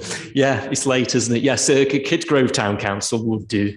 I thought the bid, I'm looking at some of the councils, was for 80,000, I believe. So hopefully they can give the amount which the community group want to buy some of those extra things for the centre as part of their plans to reopen it. So it'll be welcome if they do that. Thank you, Councillor Tagg. We move on to paragraph 8, Chatterley Valley. Do members have any comments or questions? Yes, it would be a good idea to go to paragraph 7, yeah. Apologies. Paragraph 7, improvements to Westland Sports Centre and Will Stanton Park tennis courts. Do members have any comments or questions on that paragraph, please? I see Councillor Holland, Councillor Julie Cooper. Thank you, Mr. Mayor. Councillor Very much Holland. welcome. Thank you. Very much welcome the investment at the Westlands Sports Centre that will serve my residents. Congratulations to the administration and to officers for securing that grant from the Lawn Tennis Association. And it's also good news to see that it's being supplemented by money from the council's capital programme, which, as we've discussed at length previously in this meeting, is only possible because of the sound financial management that this council has enjoyed since the current administration took control. Thank you, Councillor Holland. Councillor Julie Cooper, please. Thank you very much, Mr. Mayor. I'd just like to congratulate us as well for the fact that the Full Stanton Park tennis courts is benefiting from this, the improvements. It's long overdue. So thank you again. It's nice to know it's being put forward. Thank you, Councillor Cooper. I see Councillor Trevor Johnson, please. Thank you, Mr. Mayor. I just want to echo what the last two speakers have said. The same in my ward in Maybank. It's a fantastic facility that's been done. Thank you. Thank you, Councillor Johnson. The response, please, Councillor Tagg. Yes, thank you, Mr. Mayor. Very quickly, I thank you for those comments, and I think this is a really good development when we get it up and running. And I think I've used both those in the past to play tennis, and you know, they're great facilities, and to bring them back up to scratch will be great. And just to emphasise, of course, they will remain free to the public even after these improvements. Thank you, Mr. Mayor. Thank you, Councillor Tagg. We do, in fact, now move to paragraph 8. Chatterley Valley. Do members have any comments or questions on this, please? Take Councillor Jill Burnett. Yeah, it was just a quick comment. This is really good news for Kidsgrove, and if we can ensure that we get a train station that will be open in the Chatterley Valley, that we can catch a train from Kidsgrove to Chatterley Valley, it will be great for all the people who are going to work there. Thank you. Thank you. As Councillor Paul Waring, please. Thank you, Mr. Mayor. Obviously, this is great news, and I just wondered, does the portfolio holder agree with me that the creation of 1,700 jobs at Chatley Valley is tremendous news for the people of Kidsgrove? And does he have any idea why the leader of the Labour group opposed it on his leaflets? Bizarre. Terrible. Thank you, Councillor Waring. Councillor Hutton, please. Thank you, Mr. Mayor. All the access points to this development are actually from Kidsgrove, not from Bradwell. There's a very large, very fast road between Bradwell and this site. However, I do recognise that this is an enormous boost for the area, 1,700 new jobs. And of course, people will travel and maybe they might even live in horrible places like Stoke rather than beautiful places like Kidsgrove and Newcastle, particularly Bradwell. But for the area, 1,700 new jobs is an amazing boost. And all I can say is fantastic. And thank you for the private investors who are putting their money in. Thank you, Councillor Hutton. If we could have a response from Councillor Sweeney, please. Yeah, thank you, Mr. Mayor. This is absolutely fantastic news. 1,700 jobs, £3.6 million of high street funding, not high town deal funding, again, from the Conservative government that have actually seen the problems that areas need. I think the county's put a chip in as well. Of course, it's an enterprise zone, so the business rates created stay within that area. And in answer to the question somebody asked me, I think Councillor Waring actually asked, no, I've absolutely no idea why the Labour leader is opposed to this. It's beyond me. I mean, I said earlier, I wake up in the morning, thank the Lord, I'm not a socialist. And when I hear things like that, I think, well, yeah, I mean, what on earth could you oppose this? It's a fantastic development. It's prosperity for the town. It's absolutely brilliant. Words stagger me with the Labour Party sometimes. Thank you, Mr. Mayor. Thank you, Councillor Sweeney. I have one other question or comment from Councillor John Williams, please. Thank you, Mr. Mayor. This land was first set out by the leader of the Council of County Breton. It was many, many years ago, the Labour Council went out on a limb to get this land all the way through that valley ready for jobs. And that how long? 20 years, probably more than that. I welcome it. I think it's really good and it's good for that area of the borough.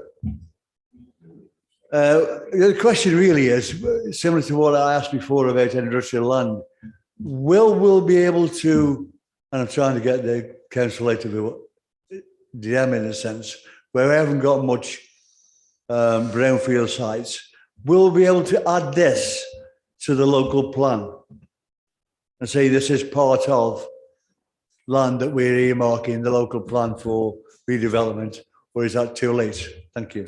Thank you, Councillor Williams. I do see another member wishing to speak. Councillor Northcott. Thank you, Mr. Mayor. I'll make it very brief. Will the leader join me in thinking that this will be a good thing for our borough in terms of our sustainability argument, in terms of the employment land and the local plan? Thank you. Thank you, Councillor Northcott. A response, please, from Councillor Tagg. Yes, completely agree with Councillor Northcott on that, and other speakers that have welcomed this from both sides. I think it's where Labour started, Tories finally deliver, isn't it? I think on this site, it's been going on for a number of years, and it'll be a great development. I think this is for employment land. This is in the local plan for employment land as a site. So I think we can be rest assured that we're delivering on what we want, the jobs we want within that plan already. And I think it's just great news for the borough, as everybody has said.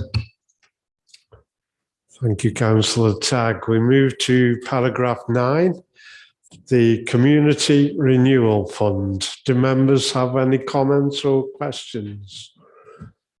I see Councillor John Cooper. Thank you, Mr. Councillor Alison Gardner. Sorry, thank you, Mr. Mayor. I just look forward to investment into Bradwell Lodge. Thank you, Mr. Mayor. Thank you, Councillor Cooper. Councillor Gardner, please. Yes, just wanted, I'm not part of all this electioneering. This is a friendly set of questions. So just be aware of that. And I don't want to add to the misinformation that's running wild at the moment. So some friendly questions about LED lighting. That when you look into introducing this, that you pay close attention to the health, social, and environmental impacts of them. Now, I know that the health concerns are actually in tech terms quite old from the latest report about 2018, and the tech development has addressed some of those concerns. However, the social impact of using white LED lighting over the warm lighting is quite significant still, so to think about that. But there are also very recent reports about the impact of LED lighting on insects' life, both a reduction of about 50%. So when you look into those, that as a solution, that you do take due diligence over the health and social and environmental impact of that, and maybe pull in the expertise that's up the hill at Keele University, who we're lucky to have. So just to be very careful that tech solutions aren't always a cure-all for, sustainable and environmental and energy saving things, and just be aware that there's no other hidden unintended consequences of those. Thank you, Councillor Gardner.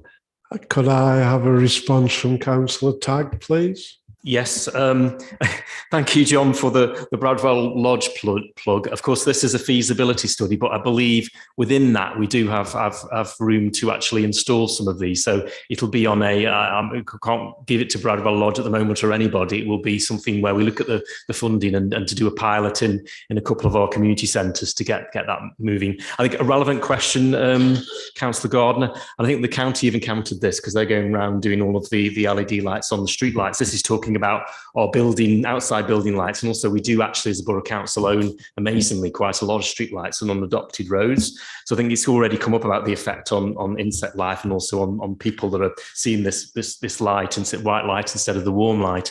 So I think we can learn from what the county experience is, and also through this feasibility study we can ensure, and I think you're quite right too, and I'm sure looking at Simon Mack, our officer there, as we can tap into Keele's knowledge on this, I think, which will be very good. Thank you for that. Thank you, Councillor Tagg. We move on to paragraph 10, urban tree planting. Do members have any comments or questions? I see Councillor Jill Waring, Councillor Graham Hutton, Councillor Mark Holland. Councillor Waring, please. Thank you, Mr. Mayor. I just want to say I think it's just an excellent strategy. I had the pleasure in taking part in the first phase where we had children from Thurstfield Primary School, and you were there that day. It was wet and windy and freezing, and they had a fantastic time. It's absolutely wonderful that we're including the children so they will see those trees grow up. And look back and know that they've done their bit for the environment. And I'm really looking forward to the next phase when they come back to Kidsgrove, which will be phase 3. Thank you. Thank you, Councillor Waring. Councillor Hutton. Thank you, Mr. Mayor.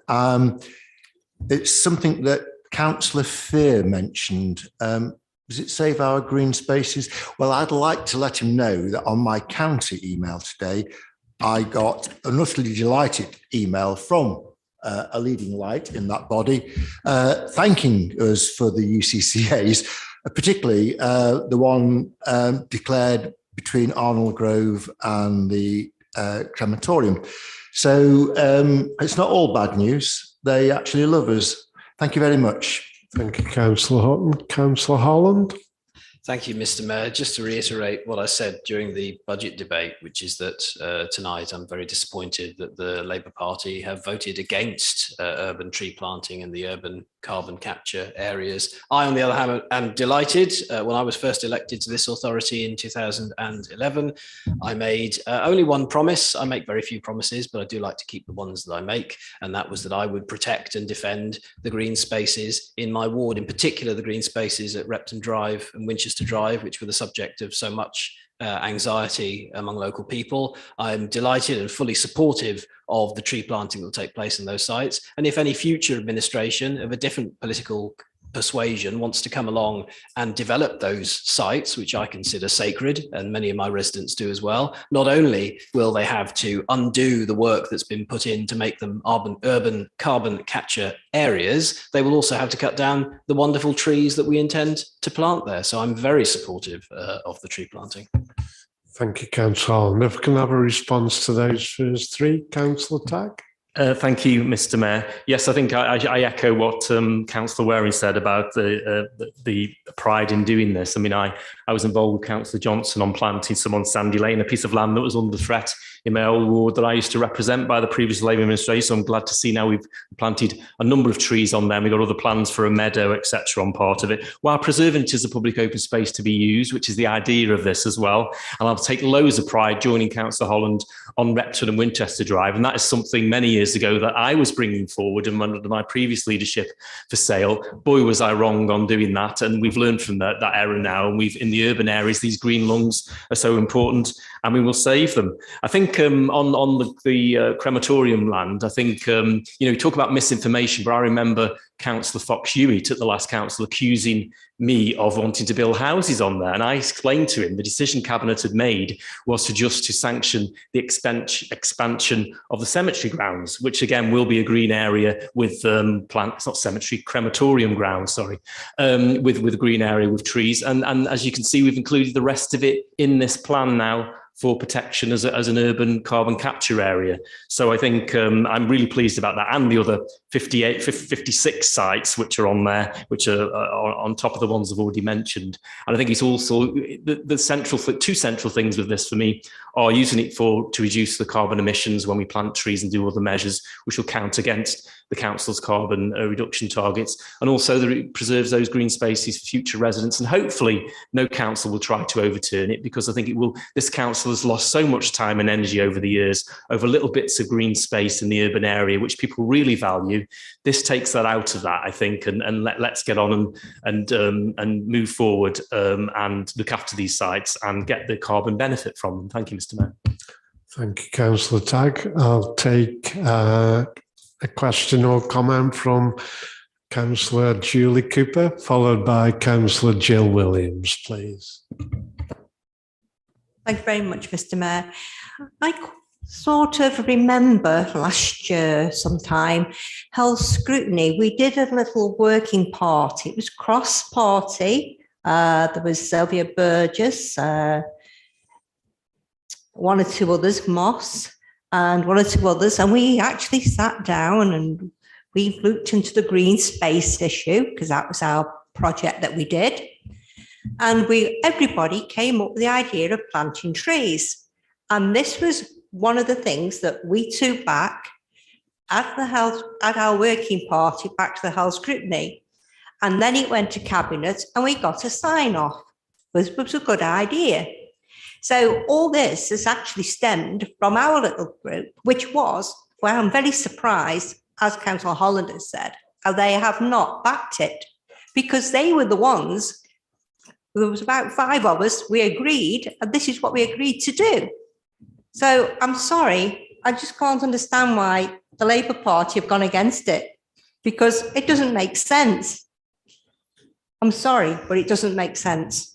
Thank you, Councillor Cooper. Councillor Jill Williams, please. Chair, I've asked this question before, actually. I am all for planting trees. It's absolutely fantastic. We need them.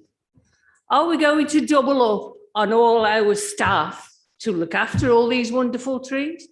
Because right now, if you've got a tree down in your area, it's going to take at least 2 years to get them shifted. So can I please ask, Simon, are we doubling up on our maintenance team? Because if we're not, there's no point in planting all these trees. Thank you, Councillor Williams. Any response, Councillor Tack? Yes, I can do. Thank you, Councillor Cooper. And the scrutiny process was part of the decision making on this, so that's correct. Councillor Williams, Jill Williams, yes, I think we've already spoke to officers about it. Again, the worst possible thing is to plant loads of trees and then have no maintenance for them, isn't it? Is what you're talking about. And of course, luckily with the trees we're planting, you know, the maintenance kicks in after 10 to 15 years. So we've got plans for that. Also, the plus side of having trees is you don't need to cut some of the grass around the trees so often. So that saves resources in one way as well. And if you meadow a part of a green space, etc. So what we are going to be moving from, I believe, that sort of parks maintenance in the sense we've got at the moment to more of a tree management. And I think it will be something which the council will be spending more of its money on in the future. But that's part of the plans we're bringing forward to plant trees. We know the benefit of them. We also know that there is a maintenance to them. And I think that's central to what we're going to do. And I know that Gary Scrutiny Committee has asked for Gary White Scrutiny Committee has asked for a paper on that, which I believe is coming to your next meeting, where you're looking for how we're going to look at the street scene and parks maintenance over 10 years. And the key thing is pivoting away from our usual activities towards the tree maintenance as and when it comes along. But the species we're planting are not like the things we have on the highway, the massive trees which blow down in the wind that were, either planted, were already there when the houses were built, part of the old field system, or they've been planted 50 or 60 years ago. These are going to be plants that are maintainable. Some of them might be fruit plants, some of them might be smaller versions, etc. And there is if you check on the website, there is a list of different species that we're considering for this, and you'll see they are ones which we can maintain better than some of those massive trees which were planted in the past. Thank you, Mr. Mayor. I look forward to our local park being wonderfully looked after. Thank you. Thank you. We move on to paragraph 11, recognition for bereavement services and the street cleaning services. Do members have any comments, please? I see quite a few. I'll start at the far end. Councillor Northcott, if the others can raise their hands, please. Thank you, Mr. Mayor. I don't think we've publicised this enough, but I just want to go on record and extend my thanks personally to the portfolio holder for his hard work that he's done throughout this. And I think the thing that's very worthy of a mention is the fact that during when families are hit the hardest in terms of their vulnerability, it's often around bereavement times. And sometimes it perhaps would be fair to say that they're held to ransom by funeral directors that want to, for a matter, make a book on the actual grieving process. So I'm really pleased to see that the portfolio holder has brought along with his ideas for producing an affordable alternative for those that want it, for an affordable solution in terms of a burial that's very often at least a third of the price of competitors. And I think that's a real good outcome for the area, because it'll only force competitors to bring their prices down and not the other way forward. Thank you, Mr. Mayor. Thank you, Councillor Northcott. Councillor Trevor Johnson, please. Thank you, Mr. Mayor. You're right. There's a couple of good stories here. And we'll just start off with the street cleaning side, because we are now progressing the One Council initiative into street scene, and we're building on the success of the digital transformation introduced to our recycling and waste service. We are and we will be following the same principle of route optimization for sweeping and emptying litter ribs, as well as being better able to deal with fly tipping and other issues in a better joined up approach. And this process will further improve the efficiency of the key frontline service, ensuring that we do have clean streets for our residents. The crematorium, when we took control of the council back in 2017, I was faced with many complaints about the rundown state of our crematorium and adjacent gardens. Despite budget restraints, we have over the ensuing years brought the facility to an award-winning position. We have recently been declared the most improved performers by the Association for Public Service Excellence, and our street cleansing service were finalists in their class, making our service part of the top 8 in the United Kingdom. And also, the council has since partnered with a local funeral director to offer affordable funerals for the residents. And I'd just like to take the opportunity to thank the staff, responsible officers and staff for all their work and making it possible. Thank you, Mr. Mayor. Thank you, Councillor Johnson. Can Councillor Andrew Parker, please? Thank you, Mr. Mayor. Unfortunately for me, Councillor Johnson has covered all of my comments and my resulting question in his last speech. So I would like to retract, please. Thank you. Thank you, Councillor Parker. No further questions. Any response, Councillor Tagg or Councillor Johnson? Okay, we move on.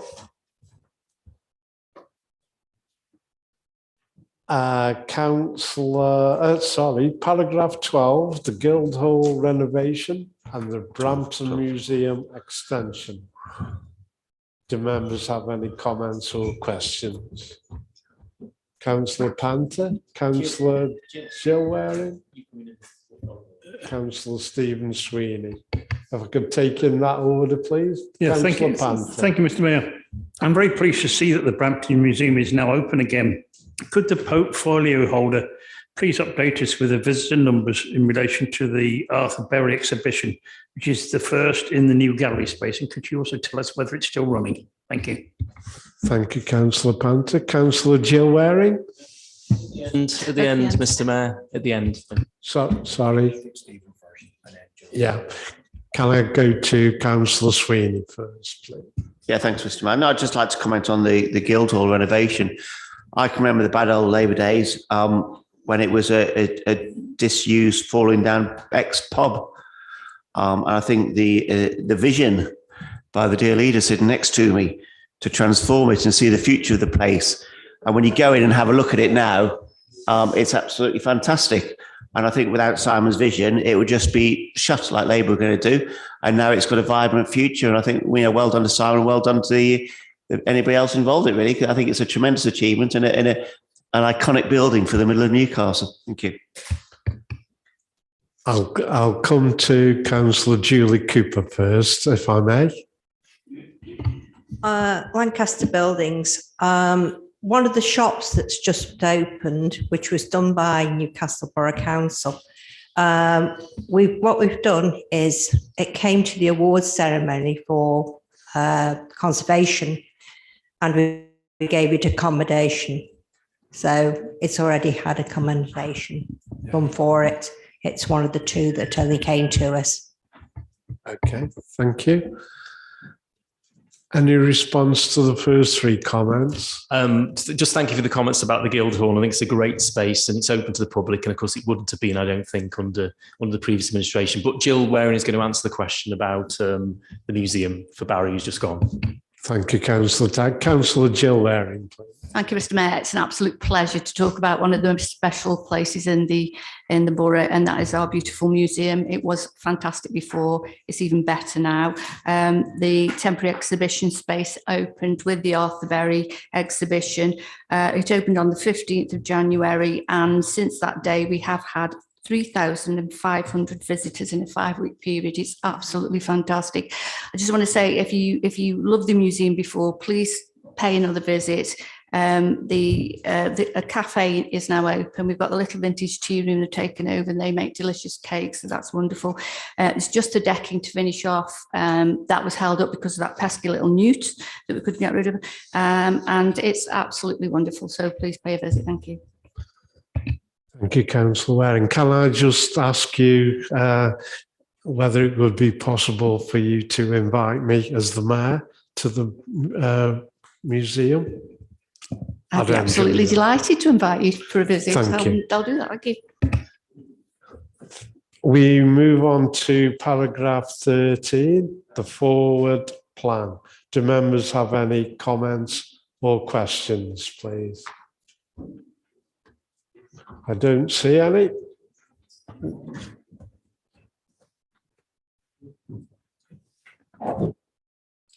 That concludes that rather lengthy item. We move on to agenda item 11. Mr. Mayor, Yes, Councillor Stubbs. With all due respect to the chairs, because I know what an important job they do, can I ask that we move items 11, is it 11, 12 or 10 and 11, the two sets of committee notes and take them as read? Seconded, Mr. Mayor. Yeah, thank you, Councillor Stubbs. We move to item 11 on the agenda. Sorry?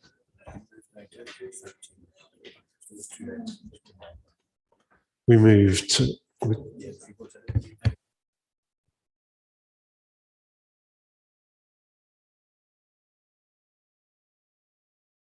Can we accept the reports of the chairs of the scrutiny committee? Agreed. Please? Thank you.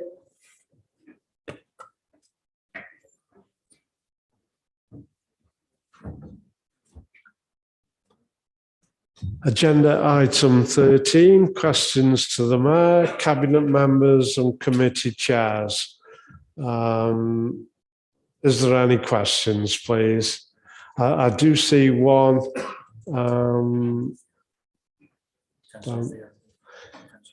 Yeah, Councillor Fear regarding the drugs and alcohol policy. Councillor Fear, your question, please. Thank you very much, Mr. Mayor. These are usually displayed on the screens, but perhaps that's not possible for the benefit of those who are watching in who don't have sight of the papers. I'll read the question as I wrote it. So it's to the Leader of the Council, and I quote the question: all councillors recently received a note from the GMB union raising questions about the recent review of the drugs and alcohol policy, which I understand alters the council's stance on process and the threshold of acceptance of alcohol level while at work. Can the leader give us assurances as to the process followed and the purpose and intended impact of these changes? Thank you, Councillor Fear. Councillor Tagg. Thank you, Mr. Mayor. Yes, the council routinely reviews its policies to ensure that they are up to date and fit for purpose. The drugs and alcohol policy at work policy was recently due for review. In the spirit of partnership, we engaged with our recognised trade unions, GMB, Apex and Unison in that review. To be clear, it was not an exercise in collective bargaining or negotiation of a new policy. Rather, it was an opportunity to work together on the policy and to understand our perspectives on it. The previous policy was unambiguous. It required staff simply not to be under the influence of alcohol. In line with our obligations under the health and safety regulations, we took the stance to specify a level of breath alcohol which would be deemed acceptable in the workplace, regardless of the role. In order to provide clarity for all concerned, a benchmarking exercise was undertaken and a level of 12 micrograms per 100 milligrams of breath was agreed, which brought us in line with similar organisations. This is below the legal limit for driving in the UK, and the council stands by its decision in terms of safeguarding and well-being of staff and residents and colleagues that go out to work, some of which are involved in heavy and dangerous machinery, or, for example, working here in J2 being lifeguards. The GMB union was unique in its objection to this policy change and have advocated for a level to be set at the drink drive limit. This was raised locally, and I believe it is reflected in GMB's national policy. This council maintains its commitment to protect the well-being of any colleagues who may have an unhealthy relationship with alcohol or other substances, and our first act would always be to provide individual support to those who believe they would benefit from some dedicated help. However, this does not absolve the council from our obligation to provide a safe working environment for our staff and to deliver safe, quality services to our residents. I believe this policy does that. Thank you, Mr. Mayor. Thank you, Councillor Tagg. Councillor Fear, do you have a supplementary question at all? Yeah, if I may, Mr. Mayor, I'll be very quick because I realise time is late.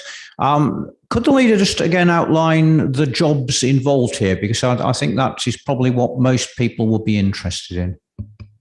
Yes, thank you. I did say obviously lifeguards in this building. We're talking about our refuge collectors, drivers, people that work at the depot in the garage there, people that are, we talked about tree maintenance, out doing the tree maintenance. So you can see these are jobs where you cannot be anywhere near the drink drive limit. And I think it's nonsensical to argue opposite, but that union decided to do that. And I respect their position, but I don't agree. And I'm glad we've now got this policy in place. Thank you.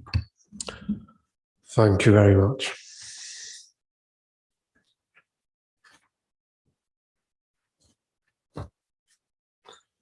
Item 14 on the agenda, receipt of petitions. I understand that Councillor Andrew Fox-Hewitt has a petition that he wishes to hand in.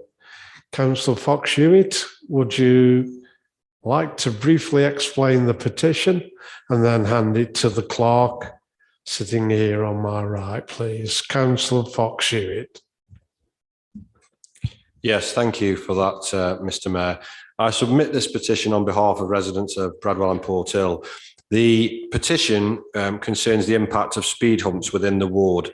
Whilst I acknowledge that the remedy for this petition rests with the County Council, I would like to ask that you receive and note the petition so that this chamber can record the concern on this matter, and then that it is passed to Councillor Hutton, the ward's county councillor, to raise at Staffordshire County Council at his earliest convenience.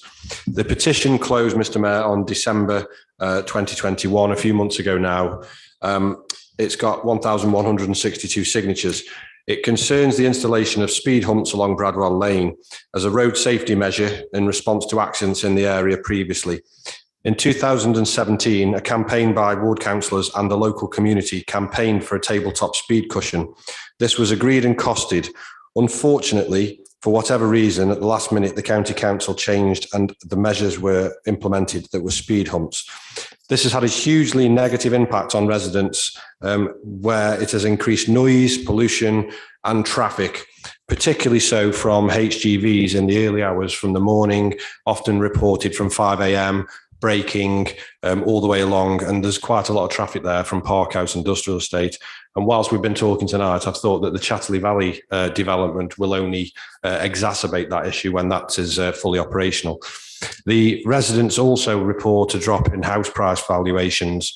So the petition calls for the removal of speed humps and to be replaced. And that is crucial. We're not saying to remove road safety measures completely. It's to be replaced with traffic calming measures that protect motorists and pedestrians, but also respect the local community, such as speed cushions, traffic lights, or average speed signage. And secondly, if the leader will indulge me, I'd like to ask the leader of the council, Councillor Simon Tagg, if he would agree to write to the county council just to record that this is known to be a long-running issue for a number of years within our borough. It is causing a great deal of upset to residents, and to ask that the county council work with all relevant stakeholders to find a more suitable and appropriate resolution for the community. Thank you, Mr. Mayor. Thank you, Councillor Fox-Hewitt. I understand the petition relates to highways matter, which is for the county council as the highway authority, and for their consideration. In accordance with the petition scheme, it will be passed on to them for consideration. An acknowledgement will be sent to the petition organiser within 10 working days of receipt, and it will confirm how this council intends to deal with the petition. Are there any other petitions, please? No? Thank you.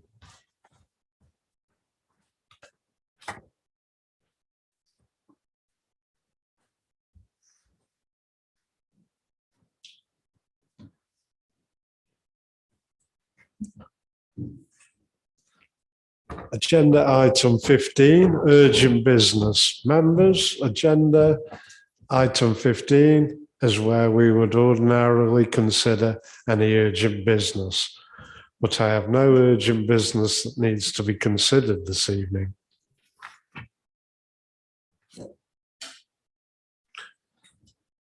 Item 16 on the agenda is where we would ordinarily move to exclude the press and public to deal with any confidential reports, but there aren't any confidential reports to consider this evening. That therefore concludes the business for this meeting, and I therefore declare the meeting closed. May I wish you a safe journey home, and I hope that everyone enjoys the rest of what's left of the evening. Thank you. All right.